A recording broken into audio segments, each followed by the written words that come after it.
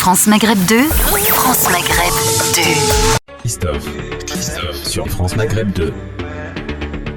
Bonjour à toutes, bonjour à tous, j'espère que vous allez bien, en pleine forme, ravi de vous retrouver sur France Maghreb 2 avec évidemment vos appels en direct au 01 40 33 9000, c'est parti pour le LGF, j'espère que vous allez bien et que vous êtes en pleine forme, c'est parti pour ce lundi avec au programme nous allons parler de cette semaine spéciale, semaine de tous les dangers pour le gouvernement, nous y reviendrons bien entendu. Nous parlons aussi de la souveraineté énergétique de la France, peut-elle encore la maintenir cette souveraineté énergétique ? Peut-on encore parler de souveraineté énergétique ? Et puis, nous parlons à l'occasion d'un congrès qui se déroule en ce moment en Algérie, du Polisario, du Sahara occidental. Est-ce une solution impossible ? C'est la question à laquelle on tentera de répondre tout à l'heure sur France Maghreb 2. À ne pas louper aussi, c'est Nora Plactus, c'est son deuxième numéro. Elle sera avec nous tout à l'heure à partir de 17h30. Le quiz, bien entendu, et vos différents rendez-vous, notamment le Zap et Maths. C'est parti pour le LGF jusque 18h. Le Grand Forum, Christophe Rowe sur France Maghreb 2. Le Grand Forum. Merci d'être avec nous en direct sur votre radio France Maghreb 2 avec nous. Et pour commencer cette émission, monsieur Smaïn Tefour, journaliste avec nous. Comment ça va, mon Smaïn ? Très bien, Christophe. Bonjour à nos auditeurs et à tous les copains présents ici. Absolument, merci beaucoup Smaïn, ravi de te retrouver. Merci. Notre Ali, directeur commercial, est avec nous. Comment ça va, mon Ali ? Très très bien, bonjour aussi à tous les auditrices, auditeurs. Et un petit bonjour à ma maman, j'espère qu'elle m'écoute, c'est son anniversaire. Joyeux anniversaire la maman Ali. Bon anniversaire Haja. C'est gentil. Voilà. Notre Gamal Abina, comme tous les lundis, est avec nous. Salut mon Gamal. Bonjour Christophe, bonjour à tout le monde et bon anniversaire à la maman de Ali. Ah, c'est gentil. Ah oui, bon anniversaire à la maman d'Ali, bien sûr. Obligé. Hicham Terak qui nous rejoindra quand il sera arrivé, depuis son scooter doré, bien sûr. J'espère qu'il n'a pas pris le vent. Hein. Vous avez vu le vent qu'il fait en ce moment ? C'est chaud, hein ? Ouais, ça souffle, hein ? Ouais. Bon, ravi de vous retrouver. C'est parti pour le LGF. On va commencer par nos petits clins d'œil, les amis. Petit clin d'œil, rapport à l'actualité. Alors, hop, ma petite feuille. Elle est là. Première question, mes amis. On est en 2013. C'est le début sanglante d'une prise d'otage perpétrée par un commandant islamiste sur un site gazier. Une menace. Absolument, en Algérie, en 2013. Une intervention assez efficace de l'armée, on peut le dire. Hein. Musclé même. Musclé, très musclé, absolument. Ouais. Alors Rambo. Oui. Tigunterin, je crois. Tigunterin. Voilà, je cherchais Tigunterin, voilà.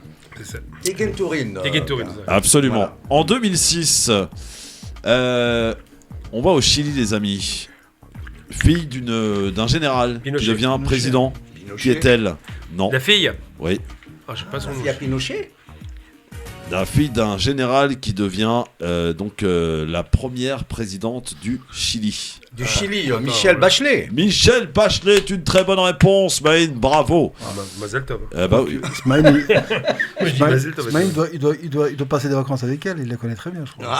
Ah, c'était Elle ça. est plus vieille que moi, tu dis ça, malheureusement. on sait pas.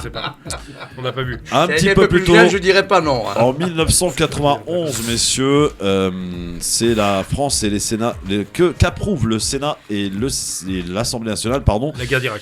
Absolument, l'engagement de la guerre contre l'Irak, bien entendu. C'était en 1991. Sous Mitterrand. Une première émission de télé à présent en 1982, une émission de télé qui va durer jusqu'en 1990, qui a lieu le samedi soir sur France 2, présentée par un certain Michel Drucker. Champs-Élysées. Champs-Élysées, bonne réponse. Et puis en 1953, c'est la sortie d'un film, un film de Marcel Pagnol. Lequel ? La femme du boulanger ? Non. Non. Non, L'autre, c'est. le curé avec le curé. Non. Non, pas du tout. Non, Pas c'est du la Manon des Sources, pas Manon des Sources, bonne réponse. Effectivement.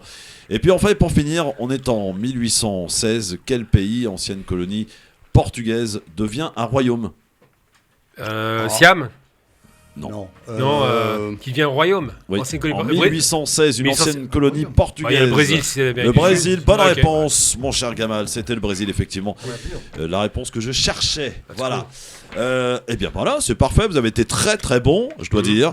Dans un instant, on va commencer les débats évidemment avec cette semaine de tous les dangers pour le gouvernement, qui est très inquiet ou pas d'ailleurs. On va savoir un petit peu de ce qui va se passer. Est-ce que vous avez peut-être vous aussi des petites infos sur ce qui risque de se passer ce jeudi, comme attendu par les syndicats, comme étant un jeudi noir, jeudi de tous les dangers pour le gouvernement. Évidemment, on parle de la réforme des retraites.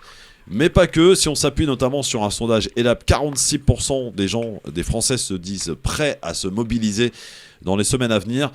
Très inquiétant ou pas pour le gouvernement, on en reparle dans un instant évidemment avec vous au 01 40 33 9000, 01 40 33 90 00. T'as plein d'amis sur Twitter, je vois mon gamin là. Ah oui, j'ai des potes. Ah ouais, je vois ça, dites donc. J'ai ramassé le sac à gerbes.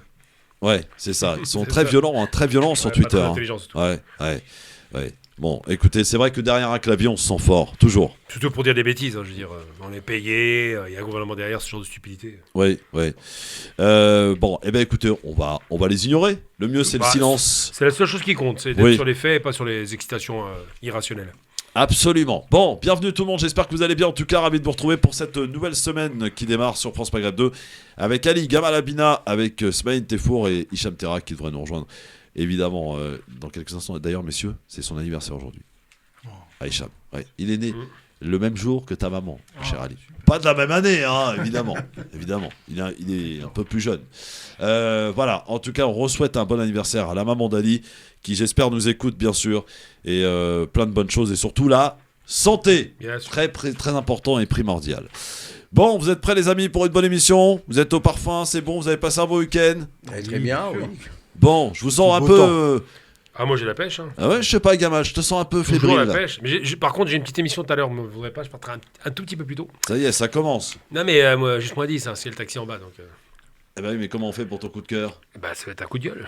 Bah oui, mais il faut que tu nous le livres avant de partir quand même. Bien sûr, avec plaisir. Bon, très bien. Toujours. Tu vas où encore? RT, toujours pareil. RT? Bah, toujours pareil. Bah, c'est pas brillant ça, monsieur. Si, c'est brillant. Ah non. Le RT, on n'aime pas trop en France. Ah bah c'est parce que la France n'aime pas que j'y vais, sinon... Ah d'accord, Ah, oui. Quel provocateur. C'est un peu comme l'Argentine, quoi. Restez avec nous dans un instant, on est de retour avec notre premier débat. 01 40 33 9000, les amis, vous êtes attendus pour débattre avec nous, venir échanger dans la bienveillance. Premier qui dérape, ça dégage. Vous connaissez le principe dans l'émission. On ne change pas les bonnes règles, les règles dans cette émission. À tout de suite. Restez avec nous, le Grand Forum revient dans un instant sur France Maghreb 2. Le Grand Forum. Merci d'être avec nous en direct sur votre radio France Maghreb 2 avec aujourd'hui autour de la table Ali, notre directeur commercial, avec Gamal Abina, le fondateur du MDC, avec Smaïn Tefour, journaliste sur votre radio France Maghreb 2, bien entendu. Alors on va parler dans un instant bien sûr du gouvernement et de cette semaine de tous les dangers, mais juste auparavant j'aimerais qu'on commence quand même par cette souveraineté énergétique. C'est très important évidemment, on en parle beaucoup, c'est de circonstance et d'actualité. De l'abandon de la sidérurgie à la dégradation de notre parc nucléaire, la France sans usine va-t-elle devenir un grand parc d'attractions pour touristes et retraités, comme le prédisait un certain Michel Houellebecq? Sommes-nous encore un pays souverain ou sommes-nous totalement dépendants de la Chine? Comment sommes-nous arrivés là? Est-ce que l'Europe a-t-elle su nous protéger? A-t-elle contribué à notre grand déclassement? Quelle est la responsabilité des élites dans cette situation? La France peut-elle encore rebondir? C'est ce type de questions auxquelles j'aimerais que l'on réponde. Et j'aimerais avoir l'avis là-dessus de notre Ali national, bien sûr, sur la situation énergétique de la France, sur la souveraineté énergétique de la France. Alors la caractéristique, je pense, effectivement, de l'énergie, c'est qu'on doit parler surtout de politique énergétique. Et dans l'énergie, il y a quelque chose qui est fondamental, qui est la notion de temps. C'est-à-dire le temps, effectivement, c'est pas en 1 an, 2 ans, 3 ans, 4 ans. La situation dans laquelle hérite Macron, il n'est pas responsable de la situation dans laquelle on est. Il y a des choix qui ont été faits, notamment avec François Hollande, qui était l'abandon petit à petit du nucléaire. Mais aujourd'hui, aller vers ce choix de l'abandon nucléaire, quand il n'y a pas à côté de solutions alternatives, on se rend compte qu'il y a vraiment de l'amateurisme. Et politique, en général, c'est prévoir. Aujourd'hui, ce dont on peut se rendre compte, c'est que nos politiques, sincèrement, ne sont pas responsables, effectivement, des politiques qu'ils mènent. Quand on entend Macron, ou bien ce matin, il y avait encore le ministre de l'économie, qui apparemment a jeté sa chemise, puisque maintenant, il se balade en col roulé. Il était encore ce matin en col roulé sur la chaîne de télévision. Comme moi aujourd'hui. Exactement, tout comme moi, exactement en col roulé. Donc tu vois, ça c'est... Alors la souveraineté énergétique, on est un pays qui, effectivement, l'essentiel de notre énergie venait du nucléaire. Oui. Autonomie totale, maîtrise de la chaîne, le savoir-faire, avec un savoir-faire qui est important, qui était même à exporter. À l'époque, la Libye, l'Algérie, la Chine, même la Russie, tout le monde était demandeur du savoir-faire. Et qu'est-ce qui s'est passé ? Il y a peut-être effectivement des pays qui ont dit, voilà, petit à petit, on a commencé à vivre, ça s'est dégradé, la situation s'est dégradée. Avec des choix, on va vendre Alstom à General Electric, on fait le choix de fermer des centrales nucléaires, mais quand on ferme des centrales nucléaires, à côté, on fait quoi ? On n'a rien fait à côté. Donc après, on se demande pourquoi il n'y a pas assez d'énergie, pourquoi effectivement... Et à côté, on rentre dans un système capitaliste. Même moi qui suis plutôt de tendance plutôt libérale, on va dire, je suis absolument effaré de la situation dans laquelle on se trouve. Parce que ce n'est pas un problème d'énergie, ce n'est même pas un problème de souveraineté énergétique, c'est un problème de gestion du marché, du capitalisme que moi j'appelle capitalisme sauvage. Parce qu'on est là simplement pour faire de la spéculation, faire de l'argent. Voilà, en un mot, c'est simplement faire de l'argent. Ceux qui font de l'argent aujourd'hui, ça n'est pas ceux qui produisent l'électricité. Et EDF, on se rend compte de quoi EDF ? Aujourd'hui, EDF, elle n'est plus véritablement maître de son destin. Ça, c'est effectivement embêtant. De plus, je crois que l'information circule. Je crois que l'État a pour ambition de morceler EDF, petit à petit, la partie production, la partie transport et la partie distribution, qui, à mon avis, sera une véritable catastrophe. Quel est l'intérêt de cette politique, Ali ? Toujours capitalisme, qui a d'autres intérêts, malheureusement, complètement. Mais complètement, on a du mal à croire qu'un pays qui était complètement indépendant d'un point de vue énergie se retrouve du jour au lendemain avec des gens qui disent « ma facture se multiplie par 3, par 4 ». Ce n'est pas un problème de disponibilité, ce n'est pas un problème de production. C'est un problème purement spéculatif, avec cette déréglementation du marché. Et c'est rigolo parce que avant EDF produit, transporte, vend. On a dit EDF continue à produire, continue à transporter. Par contre, la vente, on va la donner à des acteurs qui ne font rien, si ce n'est que spéculer. Et aujourd'hui, on hérite d'une telle situation. Donc, aujourd'hui, ce n'est pas un problème que la France n'a pas assez d'énergie. C'est qu'aujourd'hui, le consommateur se retrouve dans une situation aujourd'hui qui est absolument apocalyptique. Et la politique de sortir les carnets de chèques, de donner des chèques, des subventions, sincèrement, je ne sais pas si c'est digne d'un pays de la 7e ou 6e puissance mondiale. 7e, ouais. Il y en a qui disent 6e, 7e. Et j'ai pas l'impression qu'effectivement, ce soit une politique à long terme. L'électricité est un bel exemple quand même. On était, je crois, le premier nucléaire en Europe, oui. En Europe, oui. Aujourd'hui, après les Américains, Christophe, on se retrouve très loin. Maintenant, on n'a plus de savoir-faire. Il faut savoir que même au niveau de la maintenance, on est obligé au niveau de la maintenance de faire appel à des ingénieurs qui viennent maintenant des États-Unis pour pouvoir faire de la maintenance sur les centrales nucléaires. Le problème qui se pose à Lyon aujourd'hui, en fait, le souci de l'indépendance énergétique, ça a tout le temps été un souci français. Il faut le rappeler. De Gaulle avait initié une politique nucléaire. Giscard d'Estaing, Pompidou, Giscard d'Estaing lui ont emboîté le pas. Tout à fait. Donc, après, il y a eu Sarkozy. D'ailleurs, pour moi, la décadence de la France a commencé par ce président. Et ça arrive maintenant à Sarkozy, Macron, aussi un président aussi médiocre que Sarkozy. Pour revenir donc à la question du nucléaire, la France, il est vrai qu'elle a tout le temps été donc indépendante sur ce plan-là. Malheureusement, les choix politiques, moi je ne parle pas de spéculation comme toi, Ali, il se pourrait que tu aies raison, tu es plus qualifié que moi en termes économiques, mais en termes politiques, la France, elle a, on va dire, emprunté une voie sans issue. Pourquoi ? Parce que donc elle s'est prise dans le piège des engagements vis-à-vis de la Commission européenne, et qui fait qu'aujourd'hui la France, elle est carrément, on va dire, prostrée par rapport à cette situation. Et ma foi, et puis surtout que la France a les atouts pour justement devenir indépendante à 100%. Ouais. Quand on voit les chiffres aujourd'hui, Christophe, de la France par rapport, donc, on va dire, donc à l'achat de ce qu'on appelle des énergies fossiles, la France quand même elle en dépend de 17% vis-à-vis de la Russie. et que l'Allemagne ou Bien la sûr, moyenne oui, bien européenne, sûr. elle est de 45%. Bien sûr, tout à fait. Vous vous rendez compte, Oui, bien les gars? sûr. Et c'est ça qui fait que la France aujourd'hui, on n'arrive pas à comprendre pourquoi il y a on va dire, ce désordre au sommet de l'État, pourquoi on n'arrive pas à arrêter des politiques claires, franches et nettes. Quand on voit par exemple la Belgique qui a reporté la fermeture des centrales nucléaires, c'est quand même intelligent. Parce que maintenant, si on devait suivre les écolos c'est bon, c'est bien. Fais c'est des bien. vélos, Il y a fais des une vélos. réalité politique et une réalité surtout économique. Bien sûr. Quand le peuple français, donc on l'a poussé carrément à diminuer de sa consommation d'énergie, 10%. Depuis donc la guerre d'Ukraine, et qui fait qu'aujourd'hui, c'est pas nous qui allons payer quand même cette facture de cette guerre d'Ukraine. Et c'est ça le problème La aujourd'hui. souveraineté énergétique, Gamal Abina. Il y a plusieurs choses qui ont été dites. Alors, il faut être un peu précis parce que là, c'est vrai que j'ai entendu beaucoup de choses. D'abord, le premier aspect, la France est dépendante des importations énergétiques, quelles qu'elles soient. On achète bien l'uranium. Ah oui, tout à fait. Ça, On oui, l'achète au l'uranium. Niger. On Le l'achète. gaz, Gamal, Je finis. gaz, c'est 17%. Je peux finir, je sais pas combien. Vas-y.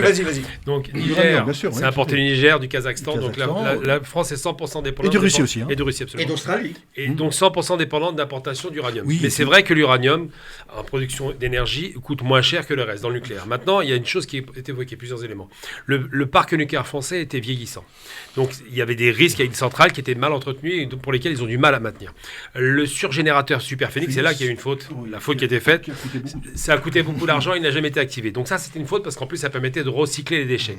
Donc là, il y a ces questions. Ensuite, la question énergétique française elle est plus complexe que ça. C'est pas seulement le fait que l'énergie électrique, et tu connais le système, Ali, il est indexé sur le prix du gaz et du pétrole.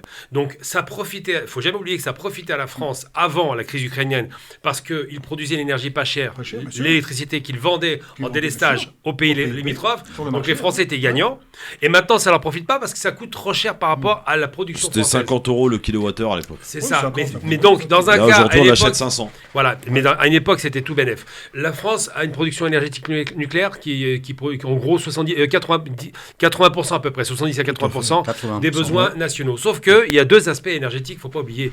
Il y a le nucléaire d'un côté et il y a ce qu'on appelle les énergies fossiles, donc je parle donc des énergies carbonées, gaz et pétrole. Or, le pétrole, la France a une dépendance très lourde de pétrole. On ne se rend pas compte, sûr. mais le mix énergétique dont on parle, eh bien, il y a beaucoup de foyers. La majorité des foyers en France, en vérité, sont alimentés en gaz dans les foyers pour se chauffer, pour chauffer leur nourriture. Donc ça, c'est une énergie qui est 100% importable. Il n'y a pas de négociation là-dessus. On essaie de faire avec le vivre avec les nouvelles normes, dans les nouvelles constructions, bien sûr. du 100% électrique, HQE. mais ça coûte cher. Même maintenant, les voitures électriques coûtent cher en termes. C'est moins intéressant d'avoir l'électrique que de l'essence. Donc ça, c'est une réalité. Maintenant, il faut être très clair. La France a bénéficié pendant des années de cet avantage stratégique qui était nucléaire français. C'est le plus grand parc quasiment européen et au monde. C'est une expertise extraordinaire. Elle a effectivement vendu des bijoux de famille. On sait que Macron a participé à la vente d'Alstom, donc à des fameuses turbines pour lesquelles les Français sont dépendants. Ils veulent les racheter. Mais il ne faut pas rêver non plus sur un point. De toute façon, le monde est énergie, tu l'as très souvent dit, Ali, tu as raison. Le monde est énergie parce que c'est l'énergie qui fait vivre l'économie. C'est par elle que tout fonctionne. bien sûr. Les placements, Créateur de la production richesse. industrielle, Tout à fait. le chauffage, ce que vous voulez. Mais exactement. Ensuite, les Européens sont très Énergivores. Énergivores. Pourquoi ? Parce qu'on vit dans des latitudes qui sont froides. Donc l'hiver, systématiquement, c'est les booms de consommation énergétique. Et malheureusement pour ça, comme on vit de plus en plus haut et de plus en plus dans des conditions extrêmes de froid, parce qu'en réalité, plus on est en nord, plus c'est froid, plus on a besoin d'énergie. Et la question qui se pose aujourd'hui, c'est est-ce que les Français ont eu tort d'arrêter les centrales ? Je dis que les centrales étaient dangereuses. Donc c'est pas qu'il fallait les arrêter, il fallait ne pas supprimer le surgénérateur. Là, je suis d'accord. Et il fallait développer le parc nucléaire Même fait cela. en le modernisant. Bien sûr. C'est ça la question qui se Bien pose. sûr. L'autre aspect qui se passe, c'est quoi ? Est-ce que la France a eu tort, et là maintenant je reviens sur ce que tu disais, Ali, de se rallier sur la position américaine par rapport à cette guerre d'Ukraine qui lui coûte, en vérité, il dépendait 17% pour le gaz, ça a baissé à peu près à 13%, mais il dépend toujours du gaz russe.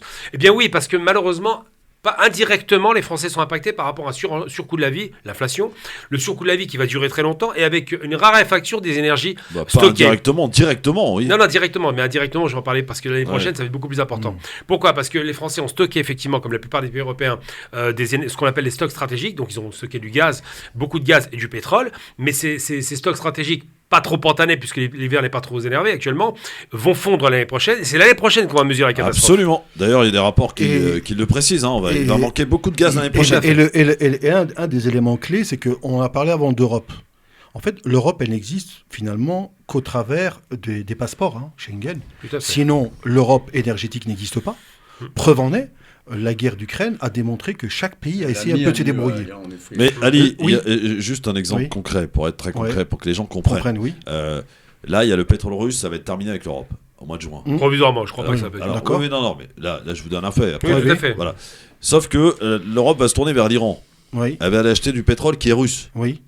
Donc l'Iran va se prendre une marge au passage. Bien Oui, sûr. c'est normal. Donc le prix dans les pompes à essence va être très fort à partir de juin. Alors ça c'est indépendamment. Alors sur la partie coût Oui. du baril, Oui. à la limite même peu importe. Les Iraniens seront peut-être même prêts à vendre Même au même prix, au prix bien coûtant. sûr. C'est pas Ah ça. Tu vas générer de la marge. La problématique elle est pas là. C'est que finalement la dépendance est toujours là. C'est-à-dire qu'en fait, qu'est-ce que tu es en train de faire? Tu es simplement en train de rajouter un intermédiaire. Donc, quand je disais l'Europe d'énergie n'existe pas, c'est qu'en fait, chaque pays fait un peu ce qu'il veut. Et là où nous, quelque part, on a commis une vraie erreur, la France, c'est qu'on avait la chance d'avoir une énergie pas chère. oui. C'est vrai. Oui, tout à fait. Donc des C'est coûts de ça. production, forcément. Regarde, l'énergie, La on se rend première compte, source d'énergie, on se rend Ali, compte que le coût de production d'énergie, il est partout. Chez le Bien. boulanger, Bien sûr. chez le boucher. Moi, j'étais samedi chez un boucher, il me dit... on est très embêté avec les chambres froides.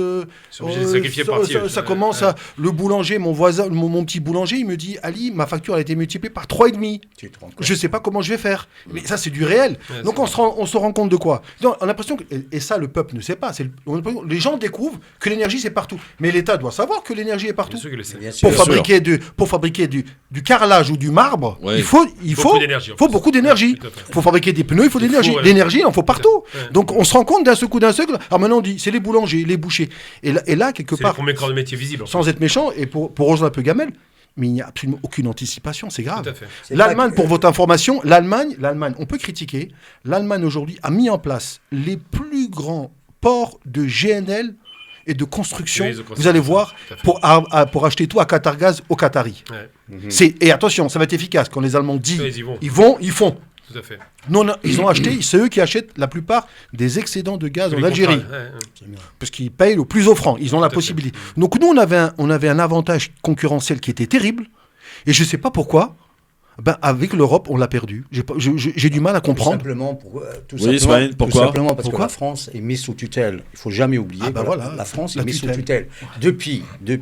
Depuis le retour de la France au sein De l'OTAN, de tout l'OTAN, ça. Ah, parce que- Sarkozy a mis la France carrément en otage. Pourquoi? Ah, c'est- Parce que toutes les décisions qui viennent maintenant, en parlant des décisions stratégiques, Bien sûr. que ce soit en termes énergétiques, politiques, économiques, les grandes lignes de la direction, les grandes directives viennent quasiment des États-Unis. Quand on sait que, par exemple, quand on fait l'histoire, on sait pertinemment que les Américains, à un moment donné, quand Adenauer avait signé ce qu'on appelle le traité d'amitié L'amitié, ouais. avec De Gaulle, le président Kennedy, à l'époque, avait convoqué l'ambassadeur de l'époque, l'ambassadeur allemand.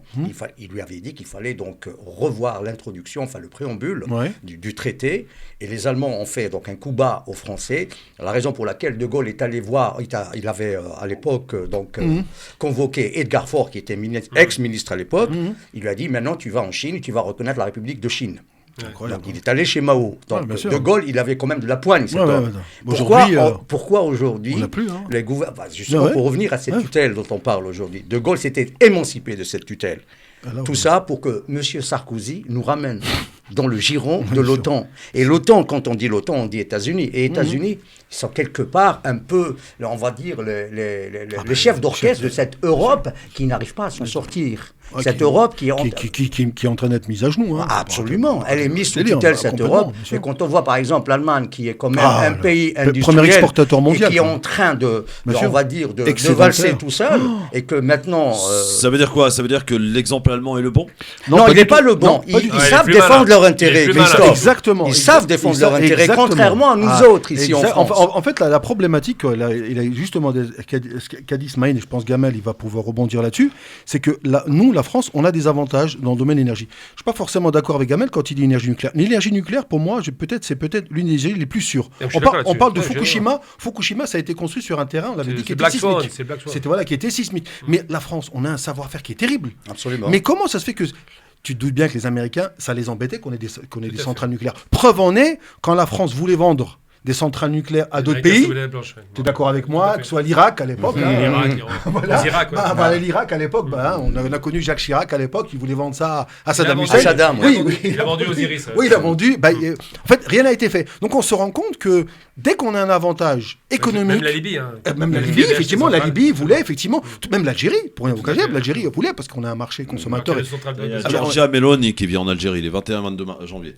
Bon, C'est moi, je normal, pense elle se rapproche. On est Faire à- les bah, affaires. Ils sont Bah, rentrés de elle est- gaz bah, algérien. elle est pragmatique. Il va y hein. avoir le fournisseur. Non, mais moi- Qui sont les grands gagnants d'ailleurs, l'Italie Oui, ils ont ramassé la voilà. Non, Non, mais ils, c'est- ils savent discuter, ils savent démarcher. C'est ça Non, c'est l'avantage pas- c'est des pas qu'ils Italiens, savent, des ils savent- Allemands. ils savent- Non, non, mais ils savent ils, pas, non. ils bondissent C'est là où pas les qu'ils- Français, non. là où les Français échouent. Ils ne savent- Qu'on le non, veuille ou pas. je suis pas La d'accord. France est restée sur une position Attends, un c'est peu, un- excuse-moi, sur une J'ai position pas pris la parole. d'ancienne puissance coloniale. On va dire que maintenant, parce que l'Algérie c'était une ancienne colonie, on va pas se soumettre. C'est vrai que ça ressemble à un mépris de classe quand même. Oui, clairement. quelque part. Ouais. Non, mais les rapports ont changé. hein. Mais je veux Mais dire les rapports simplement, sont en train de ce qui changer. se passe, c'est que le problème des Français, c'est qu'ils font des fautes multiples. Je commence pas sur Sarkozy, que je déteste cordialement, donc j'ai pas de problème à le critiquer. C'est un atlantiste, je le rappelle. Oui, mais je ne commence pas sur Sarkozy parce qu'il y avait un Atlantisme qui l'a précédé qui s'appelait Mitterrand. Faut jamais l'oublier. Mitterrand, Qui avait mangé une dent lors de la guerre, la non, première guerre il y a été du ensuite, Golfe. il y a été joyeusement avec ses avions. Donc Mitterrand est un hypocrite. Mais dans tous les cas de figure, Mitterrand est un atlantisme, mais il a commis une faute monumentale et c'était intentionnel. Il a désindustrialisé la France. C'est lui qui a détruit les hauts fourneaux, c'est lui qui a détruit tous les grands constructeurs de bateaux, c'est lui qui a détruit toutes les industries lourdes françaises et après légères. Donc Mitterrand est le fossoyeur de l'industrie française. L'Allemagne n'est pas tombée dans ce piège. Elle est restée industrielle et elle s'est même élargie avec les pays de l'Est qu'elle avait conquis par la guerre à l'époque. Elle les a conquis économiquement. Aujourd'hui, l'Allemagne est une grande puissance qui a besoin d'énergie, c'est vrai. Et l'Allemagne gère très bien ces virages énergétiques en dépit des erreurs d'alignement pour les États-Unis. Mais ce qui se passe aujourd'hui, on a quoi? On a une France qui est peu énergivore finalement, avec des capacités considérables de production énergétique électrique, je précise, pas gazière, et qui exporte très souvent parce qu'il faut savoir comment fonctionne une centrale. C'est important de comprendre une centrale, c'est quoi? C'est un noyau, on va dire ça, c'est une pile, un combustible nucléaire qui est mis à chaud, qui pousse à ébullition de l'eau. L'eau s'évapore, fait tourner des turbines, c'est ça le principe de l'énergie qu'on crée, fait tourner des turbines, et c'est comme ça qu'on a l'énergie. Le problème d'une centrale nucléaire, c'est qu'on ne peut pas l'arrêter. Parce que le cœur du réacteur est toujours chaud. Et cette eau tourne toujours. Donc, quand il y a une baisse de consommation d'énergie électrique en France, eh bien, ils ont installé un système qui s'appelle le délestage. C'est-à-dire que la plupart des pays européens, quand il y a une surproduction française, bénéficient de cette énergie abondante et pas chère. Et c'est en vertu de cet accord de délestage, qui profite à la France à fond, comme je disais tout à l'heure, qu'ils ne peuvent pas aujourd'hui revenir sur ces accords en disant on a bien gagné sur votre dos avec le nucléaire, maintenant ça coûte trop cher, on va faire moins cher chez nous. Ils peuvent pas, ils doivent respecter les règles de concurrence. On parle de concurrence parce que la France est pas chère en énergie.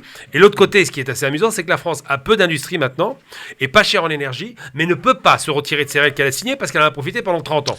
Et tu prends Ali, dernier mot là-dessus. Dernier exemple, on prend pour bien Ouais. illustrer, on prend une société française qui s'appelle Saint-Gobain. Ouais. Saint-Gobain, pour Ouais, les ouais. gens, c'est Les miroirs, la les paire glaces, et tout ça, les grands magasins, même s'ils ont vendu ça Ah, en ça anglais maintenant. Tout à fait, ouais. Donc Saint-Gobain font les miroirs. Eh ben, vous imaginez que Saint-Gobain va certainement mettre en place son usine, non pas en France, mais aux États-Unis, tout simplement c'est pas cher. pour des problèmes simplement, non pas liés au savoir-faire, parce que le savoir-faire, les ingénieurs, tout ça, non, mais on va mettre en place une usine aux États-Unis. Mais sincèrement, en fait, moi, ce qui m'embête dans ce problème d'énergie, c'est pas le problème en lui-même, parce que tous les problèmes sont, on peut les résoudre, sauf le problème du dentifrice qui sort du tube qu'on peut pas remettre. Mais sinon, tous les problèmes se résolvent. Mais là, le problème d'énergie, c'est on sait pas où on va. Est-ce que quelqu'un autour de cette table est capable de me prédire ou de voir une issue à ce problème d'énergie? Moi, sincèrement, bon, je m'intéresse énormément, mais les besoins énergétiques. Non, mais du boulanger, qu'est-ce que tu dis au boulanger? Au risque de me répéter, la France a tous les atouts pour réussir ce pari. J'espère. Mais malheureusement, c'est les politiques. Oh, mais le boulanger, tu vas dire quoi au boulanger? Ah oui, le boulanger. Et le boulanger, tu vas dire quoi? Le boucher aussi. Il Les bouchers, est tu veux il est dire au quoi, bas là? de l'échelle. Ouais, tu vas dire Au bas quoi, de boucher? l'échelle. Ouais, mais c'est- Il est pour rien dans les décisions politiques. Ouais, mais qui tu vas sont dire quoi? prises Non, au mais tu vas lieu. dire- mais moi, c'est En ça qui France, m'intéresse. ici. Ah oui, c'est vrai. Mais moi, c'est ça qui m'intéresse. Non, ça c'est là tu parles de l'impact. L'impact, oui, c'est Tu ça qui parles de m'intéresse. l'impact. ouais. Moi, je parle pas de l'impact. Moi, je parle des grandes orientations. Oui, mais moi, je parle d'impact, de ce pays. Ah, l'impact, c'est normal. Non, mais qu'est-ce que tu fais, toi, Gamel? Moi, je Comment vais tu dire vois? simplement, alors d'abord, ils vont devoir se rabibocher avec les Russes parce que c'est la Russie qui donne le là, 30%. Et surtout, tu viens de parler d'un truc intéressant. Bon, alors, dans l'économie pure, mais c'est très rapide. Saint-Gobain, c'est pas n'importe quoi. Tu sais bien de le rappeler. C'est un des plus grands groupes industriels français qui fait de la verrie, mais autres. Mais surtout, c'est un groupe qui est très ancien. Il a plus de 200 ans. Absolument, C'est vous dire à quel point c'est un bijou de famille qui part aux États-Unis et pourquoi. Juste avec les bijoux de famille, toi, en ce moment.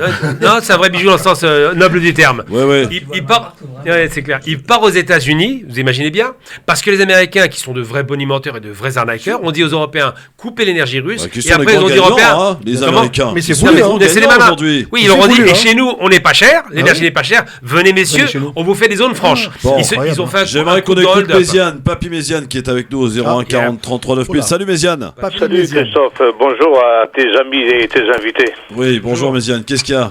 Alors, je voulais vous dire, vous vous cassez bien la tête, Ah bon? parce que la guerre mondiale vient bientôt arriver. Poutine Déjà, ne va jamais t'as déjà vécu, abandonner laisse-nous un peu vivre, quand même. ses ambitions. Les Américains non plus. Et forcément, ça finira par une guerre mondiale. Donc, il faut se préparer à des provisions et tout ce que vous voulez. Mais c'est pas la peine de chercher Saint-Gobain ou pas Saint-Gobain. Non, mais tout ça. Méziane, arrête tes bêtises. Là, Ah, mais ça, je vous le dis, t'es en moi, train mais d'affoler écoutez. tout le monde. Là, Ah, regarde. on va Les tous mourir du Français- Covid. Eh, Méziane, Oui. déjà avec les Français, tu leur dis grève des pétroliers. Ils sont tous en train d'aller chercher un coup de bidon de l'essence. À Mais 60 c'est € quoi le bidon. cette société, franchement. Non, mais l'énergie, c'est la source de tout. Oui, bah Ouais. peut-être, mais bon, Et là. tant qu'ils n'ont pas trouvé une énergie pour remplacer le gaz et le pétrole, Ouais. et ainsi que l'uranium d'ailleurs. Ça existe, il y a plein d'énergie. Bon, Il y a merci. plein d'énergies alternatives. Oh, aïe, moi, en dessous, vous êtes malade ou quoi? Qui a fait ça? Quel Qui a criminel fait ça? C'est smart. C'est smart. Bah, Voilà, voilà, c'est merci. ça. Voilà. J'espère Merci. que, la guerre mondiale ne va pas arriver, bien Mais sûr. non, mon Méziane, t'inquiète malheureusement, pas. Préparez-vous, moi je vous le dis. À Bon, quoi? bah à la guerre, il t'a dit. Ah bah non. Mais non, moi je veux pas la C'est guerre. Haj Méziane, tu sais, c'est lui qui voit tout avant tout le monde. Haj Merci Mamba, Méziane. Hicham Terak, comment Ouais, ça va? bonjour, ça va, C'est quoi ce désolé. retard là? Ouais, je suis désolé, Waouh. écoute, c'est comme ça, il y avait du monde sur la ouais. route, quelques tempêtes, Ça, et c'est quand t'es en l'heure moto, ça... maghrébine. L'heure maghrébine. Voilà, Non, mais exact. attends, Ouais, non, attends. ça va, il s'est arrêté de pleuvoir, mais je Attends, reviens de loin, attends, je reviens de loin. Moi, c'est je ça. pensais, Oui, moi, qu'est-ce je qu'il y a pensais qu'Hicham était suisse. Oh. Non. Moi aussi. Non, Hicham Terak. c'est mignon. Oui, bonjour. Tu viens bien en scooter, non? Je viens en scooter, exactement. Ouais, même pas l'excuser. Alors nous, Non, T'as mais pas le droit attends, d'être il en retard. pleut, mais je respecte Il est les... beau, il est beau. Il y a des lois en France, on Hicham. dépasse Bon, pas un est-ce que je certain peux avoir un métrage. peu de silence dans ce studio? S'il vous plaît. Hicham Terak. Ah, c'est Happy mignon. birthday, mon Hicham. Ouais, Happy birthday, moi. Merci Christophe. Bon anniversaire, mon Hicham. C'est vrai. Beau gosse. Ça te fait quel âge? 14, 15? Je passe en version 4.5. Non. 4.5. Ah, Ah ouais, c'est le bonheur. Merci, merci, merci. Machallah. Machallah. Si, il y a quelques. Ça pousse un peu, ça pousse un peu. Dans J'ai un J'ai une bonne instant, teinture à la maison. Beau gosse, La beau gosse. semaine de tous les dangers pour le gouvernement français. Reste avec nous, à tout de suite. Ne bougez pas, le Grand Forum revient dans un instant. Le Grand Forum sur France Maghreb 2. D'être avec nous en direct, bienvenue en ce début de semaine, c'est lundi, j'espère que vous allez bien, vous avez passé un bon week-end, ça souffle beaucoup aujourd'hui, hein. Voilà, beaucoup de vent, beaucoup de pluie, Hicham Terak ici présent, on a fait, J'en ai fait les frais. les frais Ouais, à ouais. bord de son scooter doré, évidemment, Ça me rappelle une chanson. tu vois. absolument. Il n'était pas volé par contre. Non, d'accord. Gamal Abid est avec nous, Monsieur Ali également, Smaïn Tefour, Hicham Terak, et puis n'oubliez pas de retrouver tout à l'heure Sma. Nos Raplactu pour son deuxième rendez-vous sur France Maghreb 2. Et puis tout à l'heure, j'ai oublié de l'annoncer quand même, Mam sera là pour la belle histoire des génériques consacrée à une émission Apostrophe. Oh là là. Qui Ah, connaît l'apostrophe? bien sûr, on connaît. Voilà. Que On des est boomers autour de la On table. est suffisamment vieux pour ça. Bon, très bien. Alors, une semaine à haut risque pour le gouvernement. Vous le savez, les patrons des 8 syndicats appellent à manifester massivement contre la réforme des retraites.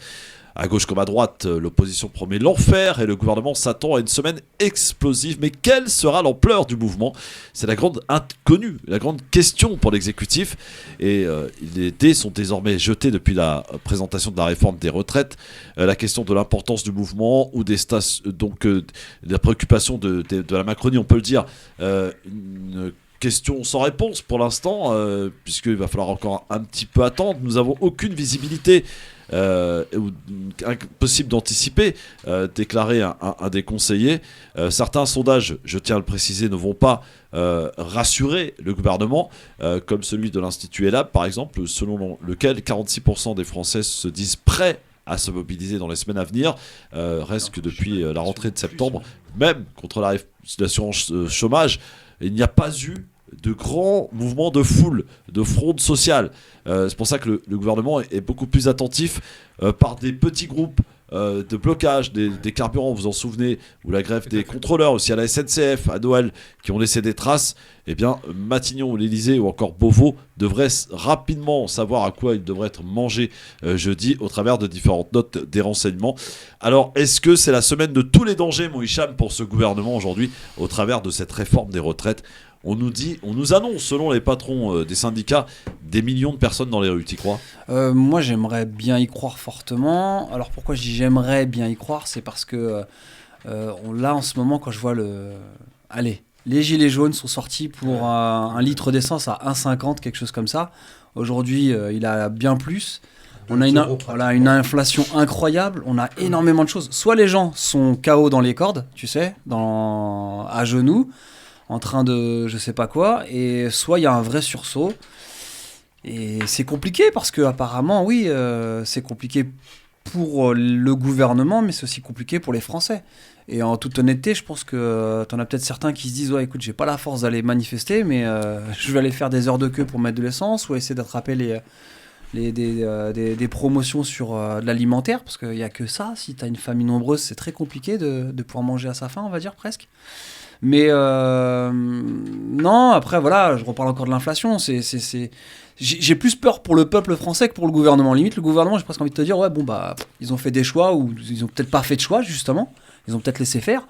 Et ouais, c'est compliqué pour tout le monde. J'ai pas vraiment une réponse comme tu aurais aimé, je sais, mais je la fais.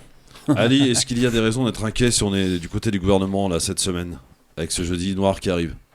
Je pense, oui, puisque là, on est quand même dans un contexte très difficile, très anxiogène. Il y a la guerre, l'inflation. On a la problématique, c'est ce que je disais avant sur la souveraineté, on n'a aucune prospective, on ne voit pas un peu le bout du tunnel.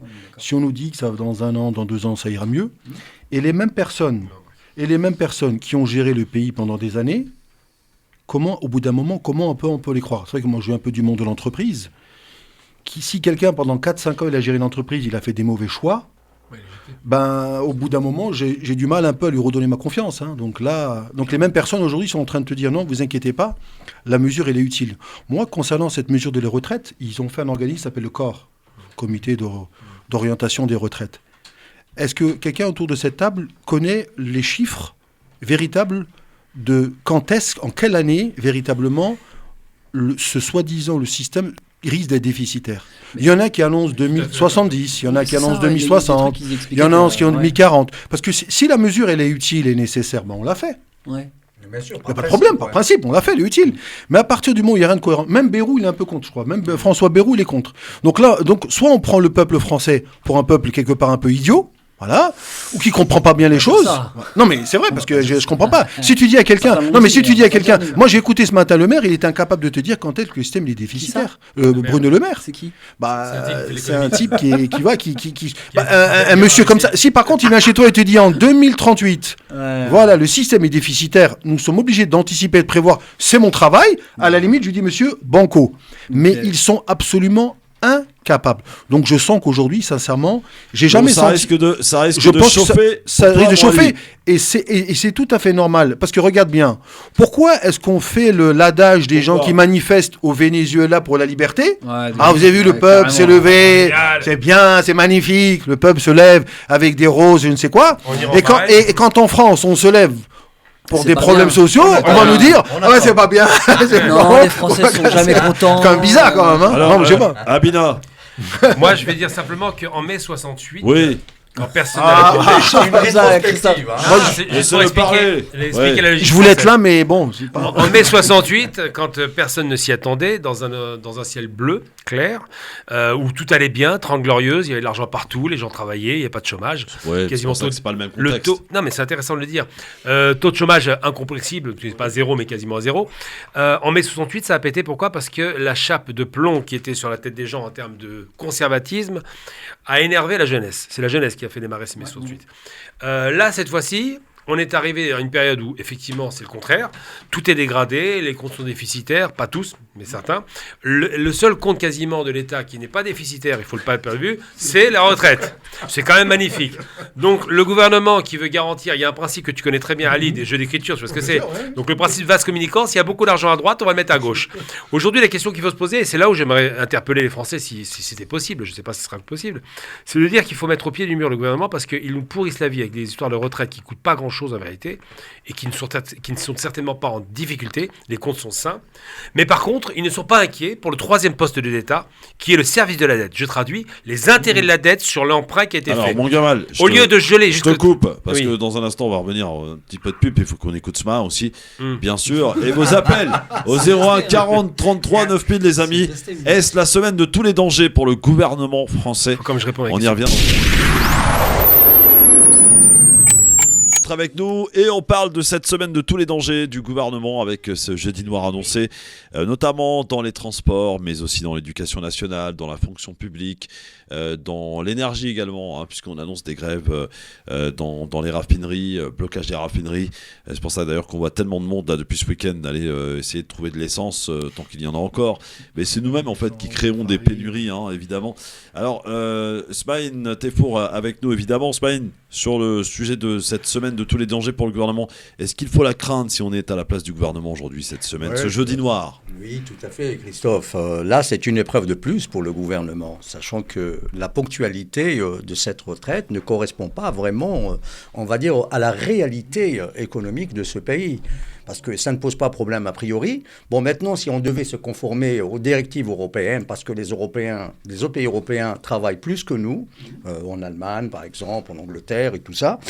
Plus et plus longtemps. Voilà, plus et plus longtemps, absolument. Mais ils n'ont pas le même système social que nous. Absolument. Bah, ajouter à cela, c'est qu'en ce moment, il y a ce qu'on soupçonne qui est derrière cette réforme de retraite, ce qu'on appelle des officines, comme par exemple BlackRock, qui est donc... Ah, mais complètement. Voilà. Ouais. Donc, voilà. Mediapart, déjà, on a vient parlé. de découvrir, en fait, qui est à l'origine de la réforme des retraites. Écoute, mais je voudrais pas passer pour un complotiste. Ah, mais non, voilà. BlackRock, on appelle ça... noir. Ouais. On appelle ça l'or gris. L'or gris, absolument. Mais je rappelle à tout le monde quand même que Emmanuel Macron, il n'y a pas plus tard que 3 ans, en 2019, était contre de repousser l'âge légal de la retraite. Il trouvait ça d'ailleurs ridicule.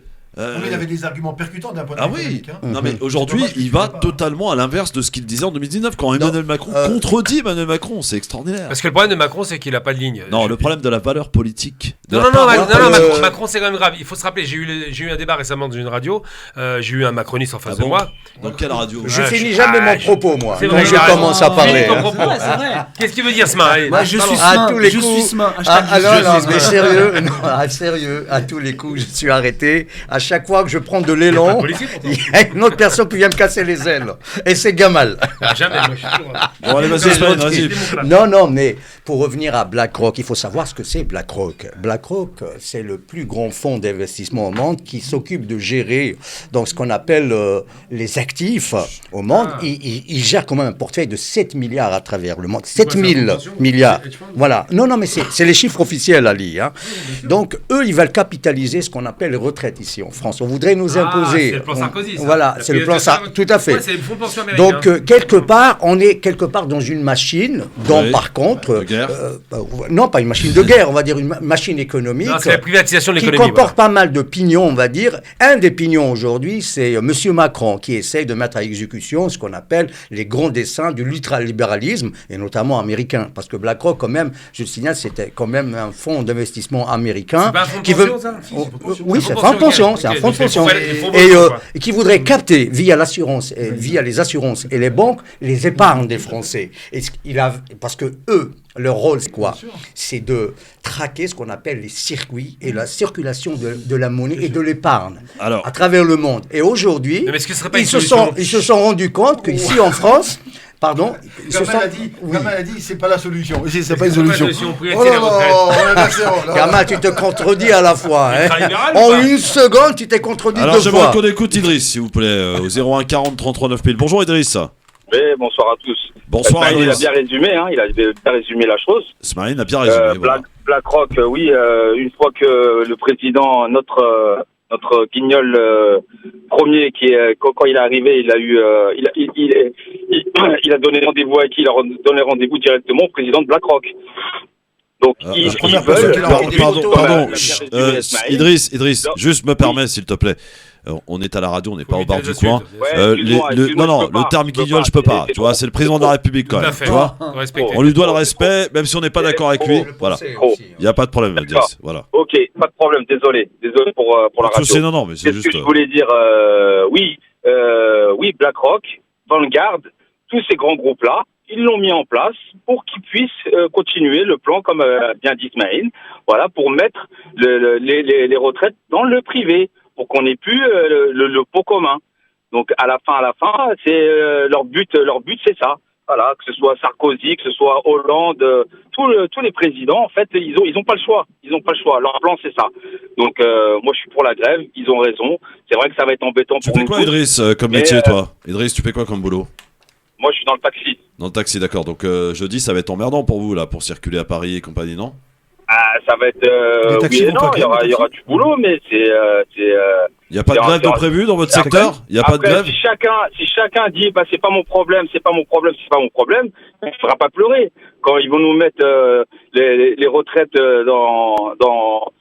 passer par le privé, et après il faudra pas pleurer, il faudra pas dire on savait pas ou c'est. Idriss, il n'y a pas de grève de prévu dans les transports de taxi, G7, tout ça, non? Ouais. Non, le taxi, non, au contraire, mais ça va être les transports en commun, ça va être compliqué. Oui, bien sûr. Secteur public. C'est les journées où ils bossent les plus. Idriss, malheureusement, il n'y a que ça qui marche. Tu viens me chercher à la maison, Idriss, jeudi? Comment? Tu viens me chercher à la maison, Idriss?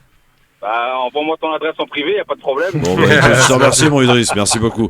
Allez, merci en tout cas de ton appel. Et donc, Smaïn a bien résumé la situation, nous dit Idriss. Donc, mention spéciale pour notre ami Smaïn Tefour. 01 40 33 9000. Tiens, on prend encore un appel par ici pour parler de cette semaine de tous les dangers pour le gouvernement français avec cette journée noire. C'est ce que nous promet en tout cas les syndicats. Et 8 syndicats, les 8 syndicats sont d'accord. Appel à cette grève. C'était pas arrivé depuis un petit moment, cette histoire quand même, qu'il y ait consensus. Allô, bonjour. Miaou. Ouais. Je pense que les cons ont jamais quitté la radio, des fois. Certains, bon. Il y a d'autres radios pour ça, si vous voulez faire les imbéciles. Je vais pas dire ça à la radio. Hicham, oui, qu'est-ce qu'il y a? Hicham, il a dit. C'est un nouveau chroniqueur, celui-là. Quoi? Il a miaulé. Il a miaulé, un abruti là qui a envie de se faire. Depuis des années, il miaule d'ailleurs. Ouais. C'est un beau type, quoi. C'est pas grave. Ouais, non, mais tu sais, moi j'ai les auditeurs des autres radios, les résidus, j'en veux pas, moi. Je veux des vrais, moi.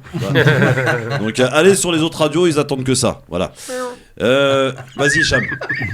Quoi donc? Quoi? Quoi? Vous voulez prendre la parole ou pas? Mais non, mais c'est toi, tu dis. Ah non, Hicham, t'abuses. Quoi? Qu'est-ce qu'il y a? La retraite, Hicham, parle-en. Mais on a parlé de la retraite tout à l'heure. Ouais, J'ai dit que c'était le contexte était super compliqué, mais c'était ça. Je croyais que tu voulais rajouter un truc, moi. Ouais, moi, tout ce que je veux rajouter, c'est que c'est difficile. J'ai lu un truc ce matin qui disait que je sais plus qui critiquait, on pouvait pas laisser une poignée de personnes. Ah oui. Tu vois, et j'ai aimé les répliques, les retours qu'il y a eu là-dessus. Et t'as une photo où tu vois les gens du gouvernement, cette fameuse poignée de gens. En parlant d'argent et de retraite, il me semble qu'il y a énormément de millionnaires, je crois, dans le gouvernement Macron.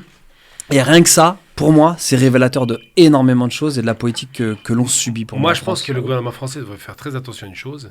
Il ne faut jamais perdre de vue la première révolution au monde, contre un système total, qui était le système royal, c'est la France qui l'a produite. Ouais. Donc, s'ils sont capables de cela, ils sont capables de refaire à nouveau des mouvements révolutionnaires. Ça ne veut pas dire que ça va arriver. Tu crois vraiment, toi? Je pense que c'est possible parce que c'est un peuple qui lorsqu'on touche à son... Tant qu'on ne touche pas à sa capacité à manger son pain, en l'occurrence, on parle bien du pain. Bah là, en l'occurrence, on en parle en off. Tout à fait, on parle du pain. Donc c'est pour ça que si on touche à sa capacité à subsister, à vivre, à manger normalement, à ce moment-là, il peut y avoir des mouvements révolutionnaires qui s'installent. Alors on va accueillir Lange qui est avec nous, 01 40 33 9000. Lange, bonjour. Oui, bonjour. Bonjour, Lange nous appelle de Aulnay-sous-Bois. Qu'est-ce qui se passe, alors, bonjour tous les gens qui sont avec vous sur les plateaux. Bonjour, Lange. Très beau nom. Donc, en fait, pour l'histoire de la grève, là, j'ai dit. Bon. Oui, Lange. La retraite, franchement, est-ce que c'est ça vraiment aujourd'hui que les gens... C'est le numéro 1, la retraite aujourd'hui. Alors que c'est les salaires des gens qui devraient augmenter. J'entends pas parler de ça du tout. Moi, je travaille dans une boîte, on était à 260. Aujourd'hui, on est passé à 59. Ah oui. Donc, l'entreprise, c'est le secteur automobile, ça va pas. Donc, fur et à mesure, on perd les marchés. Avant, on traite les marchés 99% pour les marques françaises. C'était 3 millions de véhicules par an à l'époque. Et maintenant, aujourd'hui, on est à peine à 1 million, je sais pas moi, en grosso modo, parce que c'est complètement cheaté. Alors, et la retraite, aujourd'hui, je comprends bien, moi, j'ai 67 ans, c'est cette année que je vais arrêter, moi. Ouais. Et pourtant, je travaille dans le secteur automobile. 67 ans. Franchement, moi, je vois aujourd'hui augmenter 250 €, 300 € pour les ouvriers, SMICA, tout ça, comme ça, au moins, les gens peut au moins supporter cette situation aujourd'hui, franchement. Bien sûr, bien sûr. Merci Lange, donc vous travaillez dans le milieu automobile, on est bien compris. Donc la retraite pour vous c'est cette année, 67 ans. Vous avez cotisé combien d'années? 42 ans. 42 ans, d'accord. Donc, annuités, apparemment. Mais vous avez la pêche, hein? Vous avez la pêche, Lange, en tout cas. Bien, qu'est-ce que vous avez prévu pour... Je peux vous le dire. Qu'est-ce que vous avez prévu pour la retraite, Lange? Qu'est-ce que vous avez prévu, Lange, pour la retraite? Pour la retraite, moi, là, franchement... je ne sais pas si je vais arrêter, hein, parce que j'ai tout mon énergie encore, donc j'ai essayé de faire d'autres choses, hein, mais cette année, je m'arrête. Ouais. Merci beaucoup, Lange, en tout cas, pour votre appel et pour votre pêche. Merci beaucoup, à bientôt. Okay. Et bien, tout de suite, on va passer aux Zapomates. C'est bien, tu chantes en même temps, c'est bien, bravo. Alors, je rappelle le principe du zap et mat, c'est je vous donne évidemment une information et à vous de choisir de la zapper ou de la commenter. Qu'est-ce qu'il y a là? Vous croyez où là? On veut savoir qui est chanté. Je zappé The Mat. T'es pas si. Aujourd'hui, c'est une équipe de choc, hein, tu peux pas le nier. Ah non, mais c'est une équipe qui est indisciplinée. Moi, j'aime le lundi. Moi, j'aime le lundi. C'est le bordel dans cette radio là. Oh, quand même. Alors, on y va, c'est parti. Première information, mon gamal. L'imam Ekusen a été expulsé au Maroc par la Belgique. Tu commentes ou tu zappes? Je commente. Vas-y. Je sais qu'il y a beaucoup de gens qui ont été plutôt choqués par le traitement qui lui a été infligé, parce qu'il faut rappeler tout de même qu'il n'a pas été condamné pour quoi que ce soit. Mais il n'en demeure pas moins que son erreur, et c'est une erreur j'ai envie de dire presque d'orgueil, il a eu tort, c'est d'avoir, au lieu de faire profil bas, osé balancer une vidéo en Belgique en se moquant du ministre de l'Intérieur et en expliquant qu'il est parti la tête haute et qu'il n'avait pas les pinces. C'est dommage pour lui parce que ça ne marche pas comme ça. C'est quand même un représentant de l'État. Darmanin humilié dans cette affaire, pardon. Non, en aucun cas humilié. Darmanin, il voulait l'image de Ekusen menotté, Kamal. Mais ça n'a aucune importance, s'en foutait Darmanin. La seule chose qui intéressait Darmanin, c'est de faire un exemple. Ça ouvre la voie à d'autres expulsions sans extrajudiciaire. C'est ça. Il a été bien accueilli au Maroc. On a vu une vidéo, il arrive au Maroc, accueilli. parce que la symbolique des pinces, tout le monde s'en fout. Il faut être un peu sérieux. Par contre, il arrive au Maroc, tout de même, et il n'est pas inquiété, effectivement, parce qu'au Maroc, malheureusement, Hassan Ekusen est rien, il est personne. Alors, ce qu'il faut comprendre maintenant, c'est que l'ouverture de cette action est une action qui est inquiétante dans la mesure où elle était combinée entre le ministre de l'Intérieur français et le ministre de l'Intérieur, enfin l'équivalent du ministère de l'Intérieur, belge. Ouais. En tout cas, ce qu'il faut retenir, donc, c'est que l'imam Hassan Ekusen a été effectivement expulsé au Maroc. Il a été plutôt bien accueilli. Mon cher Ali, est-ce que tu commentes ou tu zappes? Rapidement, je sais pas. Ce garçon a été présenté comme quelqu'un de très très dangereux. Voilà. Et puis il a été en Belgique, il était un petit peu moins dangereux. Puis au Maroc, il est totalement libre. Donc on a du mal à comprendre. Selon le pays où tu es, en Belgique, ils étaient radicaux quand même. Oui, mais il faut juste rappeler à M. Darmanin que M. Ekusen, quel que soit l'endroit dans le monde dans lequel il se trouve, il y a un objet qui s'appelle Internet. Et il est capable, si c'est un prédicateur, je ne le crois pas. Tout ce qu'il fait. Mais je ne le crois pas au Maroc. Mon cher Hicham, est-ce que tu commentes ou tu zappes? On peut commenter, oui, parce que je pense que là, c'est là où on voit l'idiotie qui peut être aussi mis en œuvre par le ministère de l'Intérieur, dans le sens où aller chercher quelqu'un à l'étranger pour l'expulser ou parce qu'on veut le voir dégager. Enfin, je pense qu'on a été vraiment, ces dernières années, on a vraiment été la risée du monde. Et encore une fois, il y a aussi autre chose, ça relève le fait que pour moi, en France, la communauté musulmane n'a peut-être pas encore trouvé les bonnes têtes pensantes qui vont pouvoir faire bouger les choses et aussi poser des bases pour un vrai dialogue avec les autorités, avec le gouvernement français, parce que nous mettre, je suis désolé de citer Chalgoumi, c'est bon quoi. C'est la médiation. Ismaël, tu commentes ou tu zappes? Non, je zappe. Ok. Ah bah si, il a le droit. Bon, je lui donne mon temps alors. Non, c'est pas gentil. Vas-y, Kamel. Je te concède. Autre information. Non, mais important, Christophe. Quoi? Qu'est-ce qu'il y a contre Maroc, pour juste conclure, l'objectif c'était de le virer d'Europe parce qu'une fois qu'il arrive au Maroc, il ne peut plus sortir. Quand on est résident marocain, qu'on n'a pas de carte pour aller à l'étranger, on ne sort plus. C'est Très bien, merci Gamal pour cette complément d'information.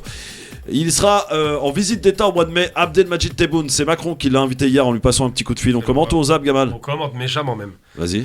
Alors je suis très en colère parce que M. Macron a fait, parce qu'il a dit Pourquoi? face à un homme qui ne représente rien que lui-même, Kamel Daoud. Donc il a été dire à Kamel Daoud, je resitue Kamel Daoud rapidement, après les incidents de Cologne, il a dit que les Algériens étaient par nature, parce que frustrés, des violeurs. Donc ça c'est un truc qui est intolérable, Kamel Daoud n'aurait plus les pieds en Algérie. Eh bien Macron fait un entretien au point avec Kamel Daoud pour dire quoi? Pour dire je ne demanderai pas pardon à l'Algérie. Donc je traduis, pas de crime de guerre, pas de tribunal, pas de condamnation, pas de demande de reconnaissance et pas de demande de pardon. Ça veut dire que la France, contrairement à l'Allemagne qui a été condamnée pour ses crimes, ne reconnaît rien et ne reconnaîtra rien. Je ne vois pas pourquoi on continue à discuter avec un homme qui un temps était intéressant et puis à nouveau a changé de position. C'est pas sérieux, on laisse tomber. Non mais sur l'invitation de je Tebboune, considère qui viendra au mois de mai. Je pense que M. Tebboune n'a rien à faire en France. C'est très clair. Tant que ces choses sont pas réglées. Monsieur Ali, Tebboune en France au mois de mai pour une visite d'État, on commente ou on zappe? Paradoxalement, moi je trouve que c'est très très très utile et indispensable, puisque aujourd'hui les données ont changé. Dans un nouveau contexte, la politique algérienne et les rapports de force effectivement ont énormément changé. Et aujourd'hui, je pense que au-delà de l'histoire, effectivement, là-dessus, pas de débat, ça mettra du temps. Moi, je vois plutôt devant, parce que il y a toujours encore les pieds noirs, les harkis, tout ça. On a toujours ce problème-là. Moi, j'essaie de voir devant parce que c'est important. La France et l'Algérie sont liés, qu'on le veuille ou non. Hein. C'est clair et net. On peut pas. Donc c'est bien. Il va avoir une vraie visite d'État. Je pense sincèrement que Macron aujourd'hui a besoin de l'Algérie, alors qu'avant on ne le disait pas beaucoup. Hein. Tout à fait. C'est très très important, a besoin de l'Algérie Macron, à tous les niveaux. France. Oui, la France. C'est la France. J'ai pas dit Macron. donc, La France a besoin de. Non, l'Algérie, oui, tout à fait. L'Algérie a aussi besoin de la France, bien entendu, mais d'un point de vue partenaire économique, on sait qu'aujourd'hui il y a une diversification. Donc je suis ravi qu'ils viennent. Très et bien. Sincèrement, j'espère que ça va être une belle. Hicham Terac, tu zappes ou tu commentes? Je zappe. Mon cher Asmaïn. Je commande brièvement. Hein. Donc, il faut enterrer ce qu'on appelle la hache de guerre, il est vrai. Mais pour enterrer cette hache de guerre, il faudrait déjà passer par la reconnaissance. Ce que M. Macron a refusé de faire. Et on ignore déjà pourquoi cette ponctualité. Pourquoi, sachant pertinemment qu'en perspective, la France attend donc une visite d'État du président Tebboune. Comme disait il y a 2 jours un journaliste palestinien basé à Londres, qui avait dit que s'il était donc conseiller de Tebboune, il lui conseillerait de ne pas partir, et j'en fais partie aussi. Très bien. Autre information, alors ça devient du New York Times, qui classe le Tassili Najer parmi les 52 lieux à visiter impérativement cette année 2023. On zappe, on commande, Gamal? Ouais, pour le plaisir. C'était attendu. Hein. C'est un pays qui est sous-exploité en matière de tourisme et c'est un cadeau que fait le Times par rapport à ces questions-là. Donc les 52 lieux, voilà. Ali? Alors rapidement, enfin, les Algériens qui vivent en Algérie, hein, et puis les Français qui vivent ici d'origine algérienne, doivent prendre conscience qu'ils ont un pays absolument magnifique. 99,99% de la population ne connaît pas son pays, ne connaît rien. Ouais. Et là, on attend, et tant mieux que les États-Unis. Donc, c'est aussi un petit clin d'œil. Les Américains ne font jamais rien par hasard. Donc, le fait de dire que le Tassili, maintenant, je pense que tout le monde doit parler du Tassili. Tout le monde doit parler, c'est incroyable. Hein. Alors, il n'y a pas que le Tassili pour information. Il y a mais on en parlait déjà avec le film de Yann Arthus Bertrand, Le Diamant du ciel. Exactement. Déjà. Ouais. Donc, c'est plutôt une excellente chose. C'est une excellente chose. Hicham? Ouais, on en parle. Moi, je suis super content parce que pour avoir été en Algérie juste avant le Covid, un pays magnifique, il y a tellement de choses à faire, mais il y a tellement de choses à développer. Et justement, ça passe, comme tu le disais si bien, connaître son propre pays et surtout développer. J'ai envie de dire que même au niveau, que ce soit écologique, tout ce que tu veux, il y a énormément de choses à faire, mais surtout touristiquement parlant. C'est pour moi une manne financière incroyable. Bon, je parle un peu de business, mais t'as raison. Mais c'est magnifique, tout simplement. Smaïn? Bien sûr, il faut en parler pour la simple raison que l'Algérie, il n'y a pas longtemps, donc elle suscitait de la crainte, surtout les Américains, quand ils sur leur mur officiel, qui préconisaient donc à leurs concitoyens d'éviter l'Algérie, qu'aujourd'hui ils sont là pour encourager le terrorisme. Le terrorisme, pardon. Le vieux lapsus. Le tourisme. Ah bon. Le tourisme. en Algérie, je pense que c'est une bonne Très bien. chose. Alors, autre information, dans un communiqué, messieurs, dames, la Fédération marocaine de foot a fustigé le discours provocateur et surréaliste du petit-fils de Mandela concernant des propos qu'il a eus lors de la cérémonie d'ouverture de la CHAN en Algérie, et a également, dans un communiqué, dénoncé également des propos racistes anti-marocains qui ont été criés dans des chants de supporters algériens dans le stade qui avait rempli 40 000 personnes, le stade Nelson Mandela à Gaman. Commente aux apps. Oui, je commente très rapidement. Donc, les propos du petit-fils Mandela sont les propos qui lui appartiennent. Il a le droit de les tenir. Non, c'est les propos qui appartenaient à son grand-père, parce qu'il a précisé. Je répète. Tout à fait. Voilà. Donc, il a parfaitement raison de les tenir. Alors, ce qui gêne, c'est parce que c'est une dimension politique, mais encore une fois, c'est Mandela. Donc, ça va, on ne peut pas le critiquer. Après, la question des propos. Alors, racistes, je trouve ça ridicule parce que c'est le même peuple. Je commence par le début. Il n'y a pas de différence entre les Maghrébins. Mais des propos déviants de certains imbéciles dans les stades de foot en général, on entend ça partout malheureusement, doivent être condamnés de toute façon parce que nous sommes maghrébins et c'est un seul peuple et un peuple qui doit être uni. Ali, tu commentes tout de suite. Rapidement, écoute, c'est vrai qu'il y a l'ouverture, l'ouverture, il y a un discours qui est fait. On est sur la partie sportive. Maintenant, est-ce que le petit-fils de Mandela avait pour ambition de provoquer toute cette réaction en chaîne? Je ne sais pas, j'ai pas forcément l'impression.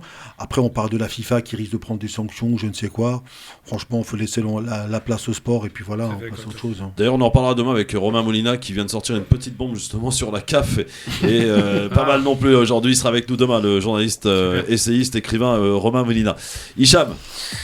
Je sais pas quoi dire. Tu zappes, alors. Non, c'est que ça me saoule en fait. C'est que là, on a l'impression qu'on trouve des prétextes pour essayer de raviver une flamme qui était plutôt négative. Et ces derniers temps, je trouve très sincèrement qu'il y a plein de petits coups de canif à un état d'esprit qui s'était vachement apaisé entre les peuples ou même tout ce qui pouvait représenter les deux pays. Et là, à croire que le sport, on sait que le foot en plus de ça, galvanise, peut rendre dingue les gens. Et là, j'ai l'impression qu'on utilise le foot à des fins politiques et ça me saoule. Ismaël. Non, je zappe. Tu zappes, très bien. Allez, dernière info dans le Zap et Mat. Depuis quelques semaines, messieurs, des Tunisiens se font interdire l'accès aux frontières avec l'Algérie. Pourquoi ? Parce qu'ils viennent acheter des produits subventionnés. Il y a une règle très précise concernant l'Algérie. Donc des personnes arrêtées et empêchées d'entrer, des Tunisiens en l'occurrence, parce qu'on a chopé par exemple des bus où ils avaient démonté les sièges pour mettre une forte quantité de produits subventionnés. On commente aux apps, Gamal. Ouais, je commente. Je suis complètement opposé à ce genre de système bidon. La Tunisie n'est pas un pays qui va bien en ce moment. Il faut être solidaire des Tunisiens. Il n'y a même pas à discuter, même si on doit passer par. Mais la règle, c'est la règle. Non, pas la règle, c'est la règle. On est maghrébins. Il y a une solidarité qui doit s'imposer. Le pays riche qui est l'Algérie doit aider la Tunisie, c'est tout. Il n'y a pas à discuter. Ils doivent même subventionner les produits en Tunisie. Ah oui, carrément. Ali. Ouais. Écoute, ça montre l'état dans lequel se retrouve aujourd'hui l'économie tunisienne. Ils ont une bonne nouvelle aujourd'hui, puisque la redevance que la Tunisie reçoit au travers du passage du gaz leur a permis comme de générer quasiment de 700 millions de dollars en plus prévu, donc tant mieux. Après, c'est vrai, on peut aider officiellement plutôt que de laisser la place encore aux trabendistes, parce que là, c'est du trabendisme. Que, comme disait Gamel, que l'État algérien, je pense que l'État algérien, sincèrement, son intérêt a toujours soutenu. Moi, je compte pas contre les trabendistes qui, effectivement, profitent au contraire de la misère des gens qui remplissent des bus. Donc, l'État algérien a raison d'être sévère là-dessus, mais je pense qu'à côté... Il a signé la fin de la récré, quoi. Bien sûr, oui, parce qu'il y a beaucoup de gens qui doivent, je pense, s'enrichir, à mon avis, là-dessus, sur la misère des gens. Peut-être, effectivement. Hicham. Non, je zappe. Ismaël. C'était de bonne guerre en Algérie, ça a toujours été le cas, donc avec le Maroc à l'époque, l'Algérie justement, avec le gasoil par exemple. Le gazole par exemple, il y avait ce qu'on appelait le lait Lahda qui arrivait du Canada, qu'on importait du Canada, qui était revendu au Maroc à des prix dérisoires. Et pour la Tunisie, pour venir à la Tunisie, il est vrai qu'il faudrait arrêter cette saignée, parce que c'est une saignée quand même économique, il faudrait arrêter, mais il faudrait en contrepartie quand même aider, comme disait Gamal. Il faut aider ce pays. Oui, c'est un pays frère. Ça veut pas dire non plus, on a suffisamment d'argent pour, comme je disais tout le temps, il faudrait peut-être joindre ce pays, ne serait-ce qu'au plan économique à l'Algérie.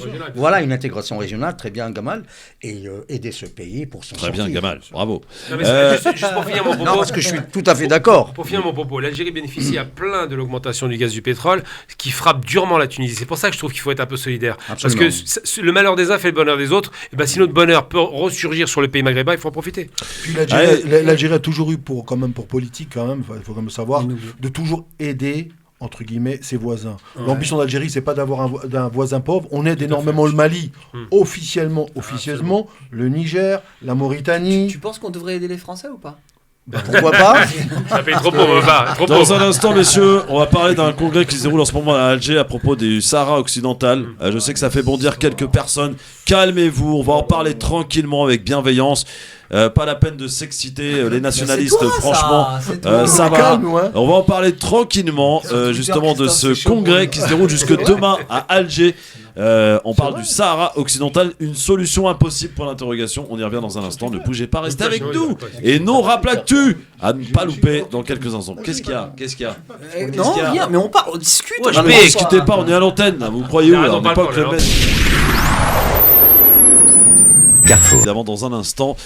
Pour l'heure, messieurs, depuis ce vendredi, les indépendantistes du Front Polisario sont réunis en congrès pour renouveler leur direction. Depuis 32 ans maintenant, vous le savez, ils se battent avec le soutien de l'Algérie pour que le peuple du Sahara occidental puisse bénéficier d'un référendum d'autodétermination.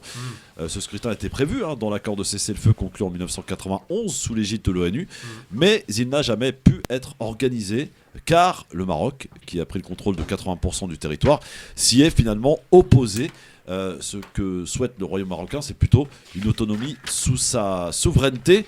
Alors, comment sortir de cette impasse? Comment mettre fin à ce conflit qui s'est enlisé depuis des années? Une solution de compromis peut-elle encore être trouvée? Que faut-il attendre de ce congrès du Front Polisario qui s'est ouvert vendredi, qui se tient jusqu'à demain? Est-ce qu'il faut le voir comme une démonstration de force des indépendantistes sahraouis, mon cher Gamal? Je dirais pas que c'est une démonstration de force, que c'est un congrès qui était attendu, il n'y a aucune surprise là-dedans. Je dirais simplement que ça positionne l'Algérie de façon très claire en faveur du Sahara occidental. Alors maintenant, tu as posé une question intéressante, comment sortir de ce conflit? Bah oui. Le conflit n'a pas commencé au Sahara occidental, contrairement à l'idée reçue, parce que j'entends beaucoup ce genre de bêtises. Le conflit a commencé malheureusement, non pas avec Mohamed V, qui est un homme formidable, mais avec son fils. Hassan II, qui a agressé l'Algérie en 63 parce qu'il revendiquait le Grand Maroc. Voilà, c'est la fameuse guerre des sables. Il a fait ça en 63 parce qu'il pensait qu'il aurait un Grand Maroc élargi et soi-disant l'Algérie devait céder le Sud alors qu'il n'a pas tiré une balle pour libérer son pays. Moi, je dis simplement que pour sortir de ce conflit, d'abord, il faut revenir en termes maghrébins. C'est-à-dire qu'il y a une intégration régionale qui était possible dans les années 80, en 89 avec l'UMA, et qu'il aurait fallu en sortir de ces histoires de nationalisme imbécile. J'ai toujours été contre le nationalisme à ce niveau-là. Et deuxième aspect, pour en sortir, il y a quand même une richesse commune à ces trois pays, l'Algérie, Maroc, Tunisie et le Sahara occidental, qui est effectivement une des plus grandes richesses sur Terre et l'une des plus rares, qui est le phosphate. Donc sur cette base-là, ils pourraient se mettre d'accord pour pouvoir répartir ces richesses, faire une sorte d'OPEP du phosphate, et faire en sorte d'augmenter les richesses pour que tout le monde en profite. Mais c'est pas ce qui se passe. Aujourd'hui, il y a une guerre d'ego entre deux nations qui ne veulent pas se parler, et malheureusement, aujourd'hui, on est dans un blocage. Alors, simplement, pour pas tomber dans les pièges, sur les réseaux sociaux, on entend beaucoup de bêtises et beaucoup de faux comptes qui insultent les Algériens et les Marocains. Je suis diamétralement opposé à ça. Les peuples sont les peuples, ne doivent pas prendre part à ces bagarres, soi-disant, de politicards minables. Notre gloire dans ce Maghreb extraordinaire, c'est de rendre hommage aux plus grands combattants marocains. Je le fais aujourd'hui de façon radicale et tout le temps, je le répéterai. Le plus grand... Abdelkrim Khattabi. Abdelkrim Khattabi, il a libéré le Maroc, une partie du Maroc, le Rif, il a fait la République du Rif, c'est un modèle pour nous tous, les Algériens. Les Algériens ont des rues partout en Algérie, des lycées avec ce nom-là. Donc n'oublions jamais que c'est pas le Maroc le problème, c'est une question politique. Et si on veut en sortir une bonne fois pour toutes, il faut que ces hommes politiques se parlent, et ma préconisation elle est très simple, que les Marocains parlent uniquement aux Sahraouis, qui ne parlent pas aux Algériens. C'est simple. Ali. Problème relativement complexe. Une solution impossible? Non, si, je pense que la solution est possible pour la simple bonne raison, c'est que la caractéristique de ces deux pays-là, moi je raisonne toujours en termes d'économie, c'est des pays quand même avec des économies très très faibles. Ouais, donc sincèrement aujourd'hui, on se dispute quand on est fort, mais quand on est faible aujourd'hui, l'intérêt c'est plutôt, comme disait Gamel, de s'unir. Les peuples aujourd'hui, on est plus aujourd'hui, regardez ce qui se passe en Europe. On s'appelle Radio France Maghreb. De quoi parle-t-on d'immigration? De tous les Marocains qui viennent en Espagne, de tous les Algériens qui fuient l'Algérie au travers de bateaux, qui vont par l'Italie, des gens de la Tunisie. Donc ça veut dire que dans ces pays-là aujourd'hui, il y a peut-être d'autres choses à faire aujourd'hui que de parler effectivement de problèmes. Ce problème, on peut le mettre sur la table, il peut mettre, moi je suis partisan qu'il peut mettre 1 an, 2 ans, 3 ans, 5 ans pour être résolu. Mais sincèrement aujourd'hui, il faut quand même penser au bien-être de sa population, l'instruction. Quand on voit que le Maroc va dépenser quasiment 17-16 milliards de dollars dans l'armement, l'Algérie on est à 23. cet argent-là. 16 milliards de dollars? Non, ils ont pas Si, cette année, 16 milliards, cette année, bien sûr. Bien sûr, ils sont choqués. Moi, je suis sûr. Bien sûr, ouais. Et qu'est-ce qui se passe aujourd'hui? Il se passe qu'aujourd'hui, avec cet argent-là, on peut construire des hôpitaux, on peut faire des universités, aussi bien en Algérie qu'au Maroc. Je crois que les gens, ce qu'ils veulent au Maroc, bien vivre, comme en Algérie, absolument. Ils veulent des écoles, ils veulent être soignés, ils veulent vivre dans leur beau pays, comme tu l'as si bien dit avant. Gamel, le pays qui, au-delà de la richesse du phosphate, moi je veux dire la plus grande richesse de ces pays-là, c'est surtout le pays qui a le plus grand potentiel énergétique solaire au monde avec le soleil. Il ne faut pas oublier, l'Algérie c'est le pays qui a le plus grand potentiel énergétique solaire dans le monde. L'Algérie à elle seule est capable de pouvoir couvrir tous les besoins énergétiques de l'Europe. Il faut le savoir. Alors, cumulé avec le Maroc et la Tunisie, on a parlé avant du Tassili, donc on a des merveilles. Donc, franchement, aujourd'hui, l'objectif, il est plutôt d'arriver sur des accords économiques. Parlons d'économie, parlons d'échange. Et ce problème, Sahara, on aura le temps de le résoudre. Ça paraît un petit peu utopique quand on connaît un petit peu la situation géopolitique du moment. Non, parce que je pense que chacun, comme l'a dit avant Gamel, je pense qu'il y a peut-être des politiques, comme en France, regarde, nous on critique avant Bruno Le Maire, il y a peut-être en Algérie, au Maroc, des gens qui sont contents d'avoir peut-être ce problème, parce que ça légitime leur position. Absolument. Voilà, on fait des problèmes. C'est 10 milliards de dollars, 10 voilà, on n'aime pas les Algériens, l'Algérien va dire on n'aime pas les Marocains, et ainsi de suite. Je veux dire, c'est complètement ridicule. Moi, j'ai un cousin qui habite en Algérie, t'imagines un peu, ses parents n'ont jamais vu ça. Son fils s'est marié avec une Marocaine en France.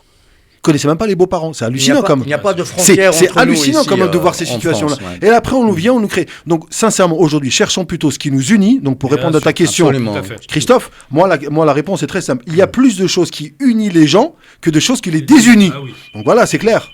Donc, vive le Maroc et vive l'Algérie. Hicham. Sur cette solution, est-ce qu'une solution est possible ou pas? Ouais, il y a des solutions, mais tu sais, comme on dit à chaque fois, l'union fait la force. Et je sais, bon, peut-être que c'est un peu utopique ce que je dis, mais je pars du principe où si on arrivait vraiment à s'entendre, on aurait peut-être, un Maghreb fort, une Afrique forte. Et malheureusement, je pense que ça fait partie de grands desseins de certains et voilà, la misère divise les gens et du coup, on se prend la tête, on va réveiller des petites broutilles, tu sais, un peu comme en Afrique subsaharienne, des vieilles histoires de village et puis boum, ça y est, d'un coup, des ethnies qui s'embrouillent, après c'est des communautés, puis après c'est des pays, et puis il y a toujours, alors, la phrase qui tue, à qui profite le crime? Ouais, c'est une bonne question. Toujours, voilà. Et surtout en plus, attends Christophe, j'ai pas terminé. Il y a une question en plus il y a une question, chers auditeurs, écoutez-moi bien. Il y a une question et auditrices, pardon, que tous les Maghrébins se posent par rapport à toutes les problématiques du Maghreb. Qui fait le meilleur couscous? Voilà, je vous laisse. Vous avez 2 heures. Merci. Ça, on a la réponse. Christophe, on sait quelle région. On écarte les Tunisiens. Ça commence. Les Tunisiens, c'est les couscous poissons, c'est n'importe quoi, franchement. Couscous poisseux. Non, par contre, qui fait le meilleur tagine, ça, on a la réponse facile aussi. Ouais, c'est le Wahalani. Tu vois, ça y est, tu vois, les problèmes commencent. Non, c'est le Marocain. Tu vois, Christophe, les problèmes commencent à ce moment-là, tu vois. Largement. Ismaïl Defour. Je pense qu'il faudrait mettre de côté les querelles byzantines entre les deux pays déjà. Et puis, pour refaire une petite rétrospective par rapport au Sahara occidental, il faudrait donc savoir que c'est le cadeau empoisonné de la colonie espagnole. Donc, les Espagnols, avant même de sortir de cette enclave, ils avaient donc invité la Mauritanie et le Maroc à Madrid. Ils se sont décidés sur le partage de cet grand espace, on va dire, géographique. Donc, ça a été réparti entre le Maroc et la Mauritanie. La Mauritanie, après, avait rétrocédé sa partie donc, aux Marocains. Mais par contre, l'histoire ne retient pas d'acte de bravoure aux Marocains, n'en déplaise aux autorités marocaines, un acte historique qui soit contre l'occupation espagnole.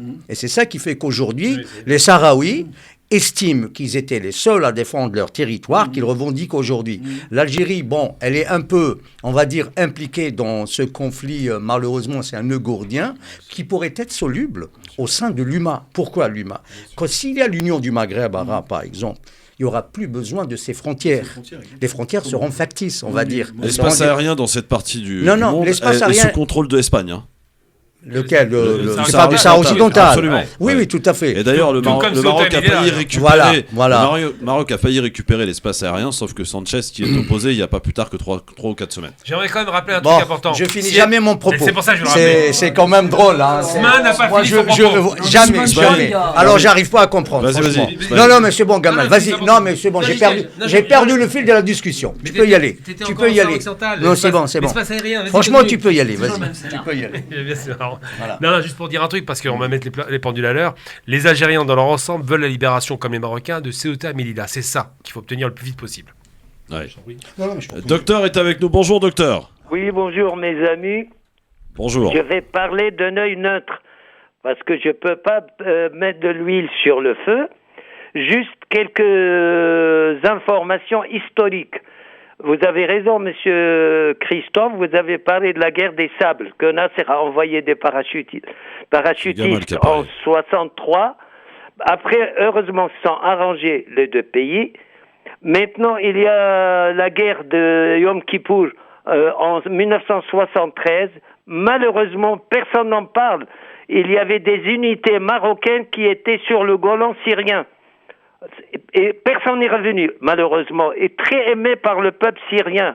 Ni le gouvernement marocain, ni la Ligue des pays arabes n'en parlent, comme l'Égypte, comme l'Algérie a aidé pour l'Égypte. Maintenant, effectivement, c'est un problème de l'humain. J'espère que, intelligemment, chacun est libre de sa politique intérieure.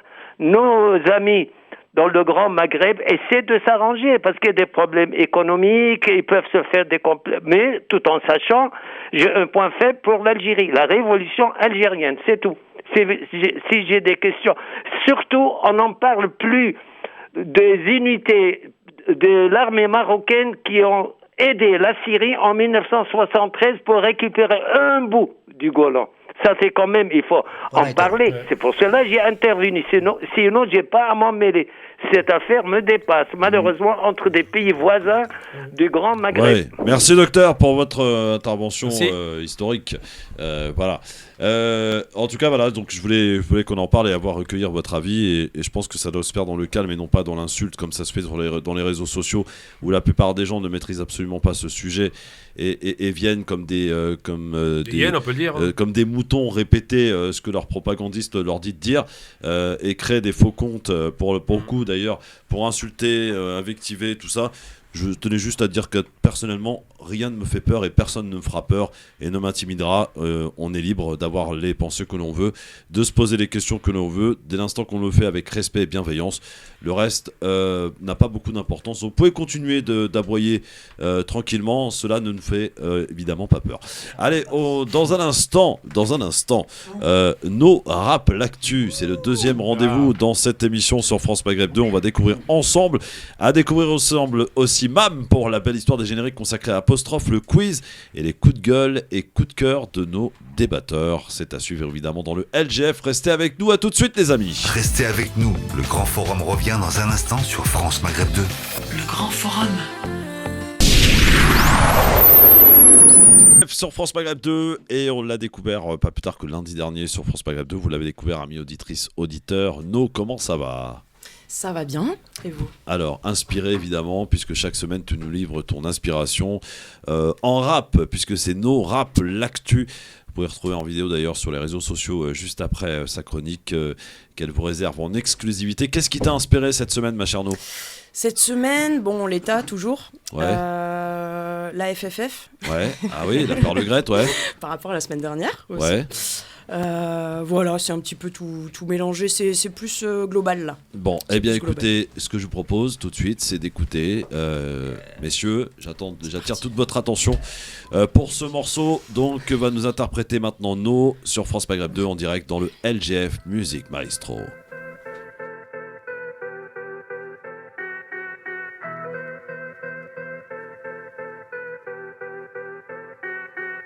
Sans cesse les mêmes discours, on dirait c'est oral.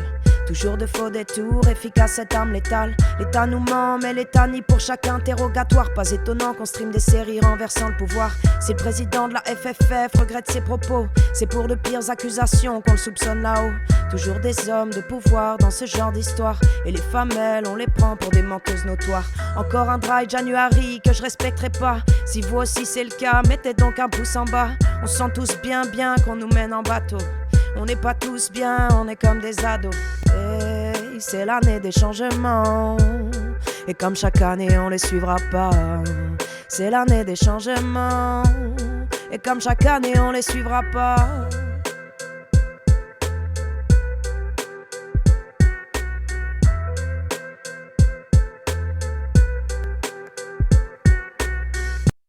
Alors, réponse verdict, messieurs. Ah, c'est validé comme d'habitude. C'est pas mal, hein. Pas mal du tout, même. Mon cher Gamal, c'est du lourd. Moi, je dis c'est l'année des changements et comme chaque année on ne suivra pas. Oui, c'est bien, hein, le diront pas. Cette année, on ne les suivra pas et tout. C'est bien, January, en plus. Absolument. Ali, tu valides? Plus que validé, là. Bon, très bien. Très bien, ça. C'est toi d'ailleurs, je crois que la semaine dernière qui avait dit que ça devrait être utilité publique. Utilité publique, bien sûr, plus que jamais. Tu confirmes? Bon. Et j'espère qu'avec là, elle va avoir de l'inspiration avec les grèves et tout ça, à mon avis. Est-ce que ça a plu à mon ami Smaïn? Ça rythme vraiment l'émission. Je trouve que j'ai trouvé aujourd'hui nos vraiment décontractés et puis elle chante merveilleusement. Oui, elle a une belle voix. Ça mérite un applaudissement. Ouais, bravo, bravo. Et un spécial dédicace à nous. Je remercie d'avoir dézingué en tout début de texte Soral, je sais. Quand j'ai écouté, je suis sûr que ça va te faire plaisir. Que ce Claude dédicace. En plus, c'est le grand copain Gamal. Ah ouais, ennemi depuis 11 ans, on s'est frité il y a longtemps. Il existe encore ce monsieur-là? Non, il ne sait plus. Il est planqué en Suisse, il a peur. Et puis en plus, son copain, sa copine Dieudonné, elle a dit pardon Israël maintenant. Oh, quelle logique! 10 ans pour ça. Hicham, Suisse, c'est vrai? Hicham, c'est mon anniversaire. Non, Ouais. je rigole. Non, bah, moi je suis agréablement surpris. Puis je pense que ça fait du bien à l'info aussi d'être amené comme ça, de cette manière douce et suave et rythmée. Bon. Suave. En tout cas, Ça bravo. sort de On te retrouve l'ordinaire. tes réseaux, no. Ouais, c'est ça. No__ music sur Instagram, comme toujours. Et on peut te suivre évidemment en vidéo, cette chronique, évidemment, ce nouveau numéro de No Rap L'actu dans quelques minutes sur Instagram. Voilà. C'est ça. Donc soyez branchés, on va vous partager tout ça. Partagez les amis, donnez-nous de la force aussi. Voilà. Tout à l'heure, à trouver aussi, hein. dans le LGF. Place maintenant à Mam pour la belle histoire des génériques consacrée aujourd'hui à l'émission Apostrophe, Mam. La belle histoire des génériques. Apostrophe 1975-1990. Pour ce nouvel opus de la belle histoire des génériques, place une fois n'est pas coutume à une émission culturelle qui, devant l'éternel, reste le programme le plus emblématique de sa catégorie. Apostrophe, diffusé sur Antenne 2 entre le 10 janvier 1975 et le 22 juin 1990, était une émission fort célèbre. En réalité, cette émission est une suite de l'émission littéraire Ouvrez les guillemets, diffusée sur la première chaîne de l'ORTF entre le 2 avril 1973 et le 25 novembre 1974. Présentée pendant 15 ans par Bernard Pivot, Apostrophe se propose de faire un panorama complet de l'actualité littéraire, des arts et de la culture en règle générale, mais aussi des idées philosophiques. La plupart des émissions sont proposées avec la présence de plusieurs invités autour du présentateur. Il arrivait également que des grands entretiens s'organisèrent, comme l'entrevue de Marguerite Yourcenar ou celle de Alexandre Solzhenitsyn.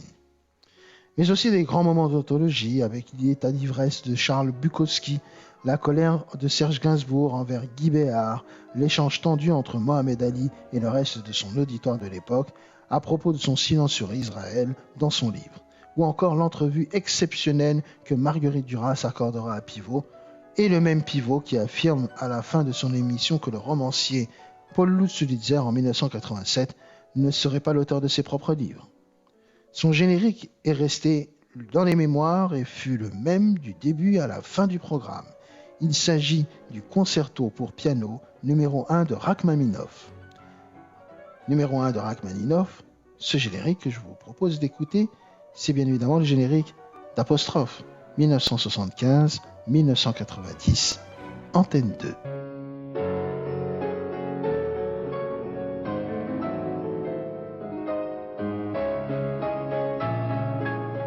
Qui, en toute honnêteté, regardait l'émission Apostrophe? Moi, une fois ou deux. Ah ouais? J'aimais bien. Ouais. Non, moi, quelques fois, parce que c'était une émission de Smaïn, tu connais Apostrophe? Oui, mais... Pardon? L'émission Apostrophe. Oui, de nom, mais je connais pas très bien. France à 2, il connaît pas François.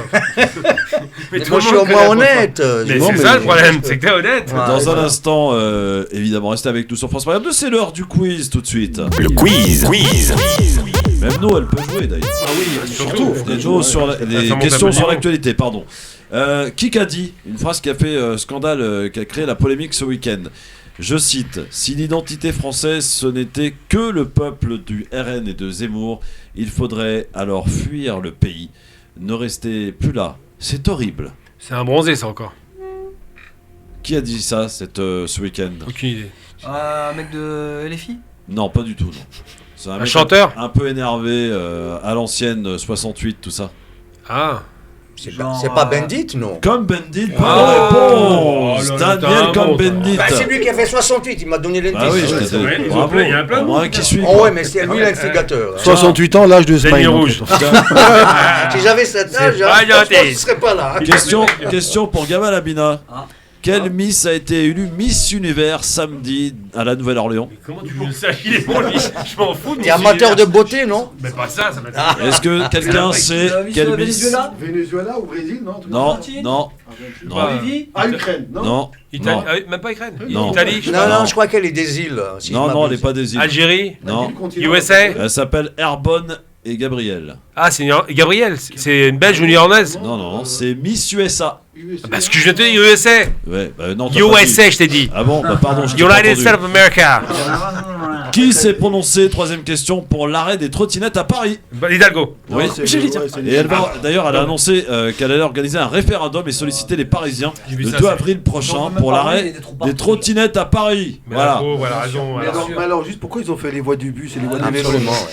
C'est une question. Elle fait un peu n'importe quoi. Je sais pas si tu as vu, elle a été prise à partie dans le 13e arrondissement. Ah bon? Il y a 3 ou 4 jours, ouais. Il y avait un bonhomme, tu vois, un bon français qui lui dit: vous faites n'importe quoi, Paris ne ressemble plus à la ville lumière qu'on connaissait dans le temps. Qu'est-ce que ça veut dire un bon français? Attention à ce que tu dis, toi. Non, mais j'entends par là, va pas dire encore c'est un arabe qui insulte. Voilà ce que je voulais 5 dire. jours après, Tu m'as poussé quatrième au bout, question. 5 jours après, Hugo Lloris, quel joueur de l'équipe de France a annoncé sa retraite internationale? Non. Ah non, ils ont 5 jours, pardon. 5 jours après, Hugo Lloris. Mandanda. Mandanda, bonne réponse, c'est un gardien. Donc Comment t'as dit? 2 gardiens, Steve Mandanda. Et puis enfin, depuis la levée des restrictions en Chine, le pays a annoncé combien de décès en un mois? 3. Non, je sais pas. Non, en un mois dans les hôpitaux. En un mois, 200, je sais pas. 200. Non, mais ils avaient. 500. Je crois que c'était Non, mais vous êtes des malades. beaucoup, 25 000, non? Non, plus. plus. 5 000. Ils avaient 10 000. par mois, je crois, ils avaient 50 000, 50 000. 20 millions, quelque chose 50 comme 000. ça. Non. En un mois, on est proche de la réponse de Gabriel Abina. 60 000 décès dans les hôpitaux en Chine. Donc après la levée des restrictions dans ce pays. Les hôpitaux débordent, c'est le véritable pagaille, évidemment. Dans un instant, les coups de gueule et coups de cœur de nos chroniqueurs. Vous les avez tous, j'espère? Yep. Ouais, Hicham, Gamal. Yeah. Tu passeras le premier, après tu te casses. Ah, ben, c'est mon taxi qui m'attend plus. Oui, bah il attend. Vous voulez pas les enfants? Monsieur, prends le taxi. Non, c'est le taxi qui me prend. Oh. Pareil. Eh ben, dis donc. Allez, dans un instant, ne bougez pas. Juste après la pub, le coup de gueule ou coup de cœur. J'imagine que ça va être un coup de gueule de Abina, comme d'habitude. Toujours. Ali, Hicham et Smaïn Tefour sur France Maghreb 2. À tout de suite. Restez avec nous. Le Grand Forum revient dans un instant sur France Maghreb 2. Le Grand Forum. Merci d'être avec nous pour cette dernière partie du Grand Forum. Je rappelle, demain, invité exceptionnel. C'est Romain Molina qui sera avec nous sur France Maghreb 2, le journaliste qui révèle tous les scandales dans le milieu du foot en particulier, pour nous parler d'un livre qui n'a rien à voir avec le foot, d'ailleurs, qui est sorti au mois de novembre sur le Yémen. Donc à ne pas louper, demain les amis, dans le LGF, à mes côtés demain, Sofiane Lakdari, Nasser Lajili et Pierre Henry. Ça va être chaud. Voilà, donc on y va maintenant pour les coups de gueule et coups de cœur de nos débatteurs. Je rappelle le principe, j'ai un chronomètre d'1 minute et au bout d'1 minute, je coupe. Voilà, quoi qu'il arrive, c'est le chronomètre qui décide de couper. On va commencer par Abina parce qu'il est pressé, il doit partir. Il demandait, très sollicité le Abina. Par un coup de gueule, c'est ça mon Kamal? Un coup de gueule comme d'habitude. Alors on y va, c'est parti, je déclenche le chrono. Gamal Abina pour son coup de gueule. Donc vous allez me dire que je suis obsessionnel parce que malheureusement, évidemment, je parle tout le temps du même sujet. Peut-être, algérocentré. Je reviendrai sur les discours de Macron qui a dit qu'il ne reconnaîtrait jamais les crimes de guerre en Algérie, qu'il ne demanderait pas pardon et qui se considérait comme un homme extraordinaire et vraiment performant et pertinent et qui attend Maintenant, M. Tebboune, je considère que M. Macron fait une grosse faute économique, grosse faute politique et grosse faute devant l'histoire, qu'il avait une chance de pouvoir gérer ça, que M. Tebboune disait qu'il était effectivement l'homme de la situation. Malheureusement, aujourd'hui, et c'est une vérité, eh bien, il n'est pas l'homme de la situation. C'est un homme qui a démontré, en parlant à Kamel Daoud, qui est un homme encore plus faible, que l'Algérie sera toujours un problème entre la France et l'Algérie, et que cet espoir de réconciliation intraméditerranéen, qui aurait été un grand espoir, deviendra malheureusement lettre morte à cause de ce M. Macron qui n'a pas su dépasser son costume de président, influencé par certainement un Nicolas Sarkozy. Merci mon Gamal, bravo pour ce timing bien respecté. Merci, à la semaine prochaine Gamal, salut. Merci mes amis, à très bientôt, ciao ciao. Salut Gamal. Mon Ali, est-ce que c'est un coup de gueule ou un coup de cœur mon Ali? Ah bon, c'est un coup de cœur ça. Un coup de cœur, Voilà. je savais que c'était un coup de cœur pour Ali. Allez on y va, je déclenche le chrono, mon Ali, c'est à toi. Alors moi, mon coup de cœur, il est pour ma maman et pour toutes les mamans. Ah oui. Respect. Alors rajoute-en, attends, t'as une minute là, vas-y mon Bien Ali. sûr, donc je tenais à remercier ma maman, comme toutes les mamans, qui tout au long de leur vie nous ont pris par la main, ont toujours essayé de montrer le bon chemin. Je suis un peu ému, hein, parce que c'est les mamans. Et puis voilà, parce que là, j'arrive plus. Bon, c'est pour toutes les mamans du monde, et voilà. Merci beaucoup mon Ali, merci beaucoup évidemment, et on peut que souscrire à ton coup de cœur pour ta maman d'ailleurs, qui rappelons-le. Et toutes les mamans du monde. Ouais, aujourd'hui, c'est son anniversaire à sa maman. Merci. Bah oui. Respect. Alors, mon Hicham, coup de gueule ou coup de cœur? Coup de cœur, moi tu me Coup connais. de cœur. Allez, on y va, c'est parti, chrono. Parti. Alors, ici à table, et je pense que toutes les personnes qui nous écoutent ont tous fait un passage dans les hôpitaux, et je voulais mettre à l'honneur une association qui s'appelle 1001 patients. Il y a un petit jeu de mots. Nous sommes plus de 1000 et on est aussi impatients, et donc il y a 1001 patients, voilà. C'est une association qui est née de la volonté d'une personne, Crimo, parce qu'il a fait un séjour à l'hôpital, il s'est aperçu qu'il manquait énormément de moyens. Attention, autant pour les soins que aussi pour un peu de distraction, donc pour les enfants et aussi pour les personnes, les adultes, donc à savoir des ateliers, que ce soit d'écriture, de poèmes ou de chants, ou en tout cas ramener des clowns à l'hôpital. Donc c'est une association qu'on retrouve directement sur Insta, 1001 patients. Si vous voulez faire des dons, allez-y. Tout est super clair, super bien carré. Je participe un petit peu à la vie de l'association, c'est un vrai plaisir et je vous encourage à aller lui donner de la force. Merci, 1001 patients sur Instagram, n'hésitez pas évidemment. Monsmaïn, est-ce que c'est un coup de gueule ou un coup de cœur? On va dire un coup de gueule, pourquoi? Et puis, ma foi, j'ai été pris de court par Gamal parce qu'on a pratiquement le même sujet, c'était par rapport justement à la visite de Tebboune. On t'écoute, c'est parti. Très bien, on y va. Je commencerai déjà par la reconnaissance de la responsabilité de la France au Rwanda. Macron lui-même avait dit qu'il fallait regarder donc l'histoire en face. Je ne vois pas pourquoi il ne le fait pas avec l'Algérie. Maintenant que les choses ont été dites, je pense que l'Algérie, il faudrait qu'elle prenne acte de cette position quand même regrettable, parce qu'il aurait mieux fait de reconnaître, au moins qu'il ait le courage de reconnaître les crimes coloniaux, on va dire, hein, parce qu'on ne peut pas parler de la France en tant que pays.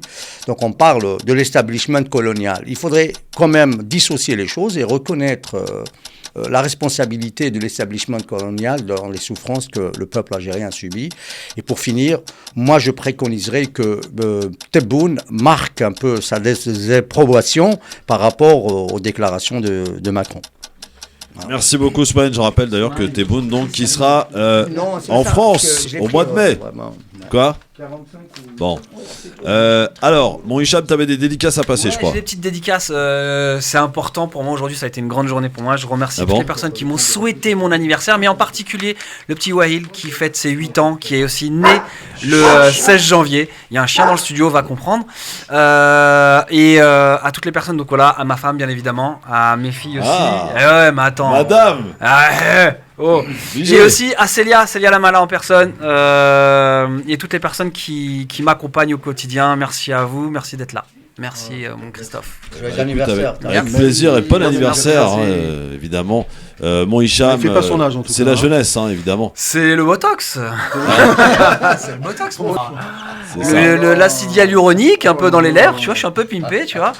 Mais bon, tu sais qu'en parlant de ça, j'ai vu une émission hier où un mec de 20 ans s'est fait liposucer. Putain. Non. Mais il avait 1 million de followers, donc il a eu des soins un peu pas très chers. Et ouais, on relance le sujet, on relance l'émission là-dessus ou pas? C'est parti. Sur les réseaux sociaux, là, c'est une catastrophe. C'est une catastrophe, effectivement. Je voudrais qu'un jour on fasse peut-être une émission sur quoi spécial là-dessus, sur comment faire nous en tant que parents devant les réseaux sociaux, parce que c'est vraiment ça serait pertinent. Moi, j'ai envie de lancer un truc. Alors, vous savez qu'ici on vous dit tout. Tout. J'ai envie de lancer un truc ici en direct. Vous qui nous écoutez, vous pouvez nous joindre évidemment sur les réseaux sociaux du LGF, que ce soit sur Twitter, le Grand Forum, ou Facebook, le Grand Forum FM2, Twitter, Instagram, et également sur Facebook, Testov le Grand Forum. J'ai envie, parce que c'est vrai que dans cette émission, on parle souvent de choses un peu négatives, de trucs qui vont pas, etc. Et j'ai envie qu'on montre à cette France que la diversité, pour laquelle on est très fiers, justement, eh bien, elle apporte des choses extraordinaires. Et j'ai envie qu'autour de vous, vous avez certainement des gens à mettre en lumière, que ce soit un jeune qui fait des études brillantes, que ce soit justement un apprenti qui a trouvé sa voie, pourquoi pas, que ce soit quelqu'un qui a conçu quelque chose d'extraordinaire, que ce soit quelqu'un qui se mobilise pour une cause, que ce soit quelqu'un qui consacre une partie de sa vie aux autres. J'ai envie qu'on mette les gens, l'aspect positif, et on leur offrira une fois par semaine un passage dans le LGF, un bon quart d'heure pour qu'il nous explique ce qu'il fait, pourquoi il le fait, et montrer l'exemple aux autres. Alors n'hésitez pas, vous qui nous écoutez là, vraiment c'est très sérieux, vous pouvez nous envoyer tout ça sur les réseaux sociaux, sur Instagram, sur Twitter ou sur Facebook. Envoyez-nous, voilà, tiens, j'ai mon cousin qui fait un travail, il fait ci, il fait ça, j'ai mon petit neveu qui fait des études brillantes dans tel domaine, j'ai mon fils qui vient d'être médecin, voilà, n'hésitez pas, vraiment, on a besoin de valoriser cette diversité qui apporte tant à la France. Et surtout, point important, très bien Christophe, surtout que la radio France Maghreb, c'est une radio qui est là pour la communauté, pour les gens, elle est à leur disposition, et à défaut toujours de polémiquer, ensemble on va pouvoir rêver, tout est possible, et sincèrement, tout l'hexagone, de Paris à Strasbourg, à Nancy, à Bordeaux, à Metz, Mulhouse, Nancy, partout, vraiment appelez-nous, même les Chibani de 85 ans qui ont envie de parler de leur vie, comment ils ont construit leur maison en Algérie, au Maroc, en Tunisie, les enfants, surtout les parcours scolaires à mettre en avant, les voies manuelles, qu'on a un bon électricien qui a monté sa société. On a besoin de mimétisme, on a besoin de faire rêver les gens. On veut des exemples. Et surtout de leur donner des exemples, parce que l'exemplarité, même sur l'autoroute qui est tout droit, on a quand même des panneaux. Donc on a besoin d'avoir de bons panneaux et de la lumière. C'est ça. Donc si possible, la lumière, j'espère, viendra de Radio France Maghreb. Smaïn. C'est le Remblant là. Franchement, c'est une bonne idée, Smaïn. Oui, tout à fait. Toutes les bonnes idées, elles sont les bienvenues.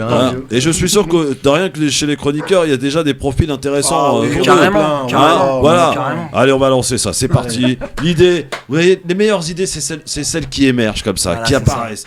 Une espèce de lumière qui apparaît. Voilà. Merci d'être avec nous sur France Maghreb 2.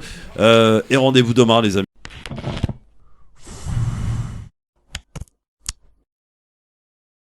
France Maghreb 2. France Maghreb 2.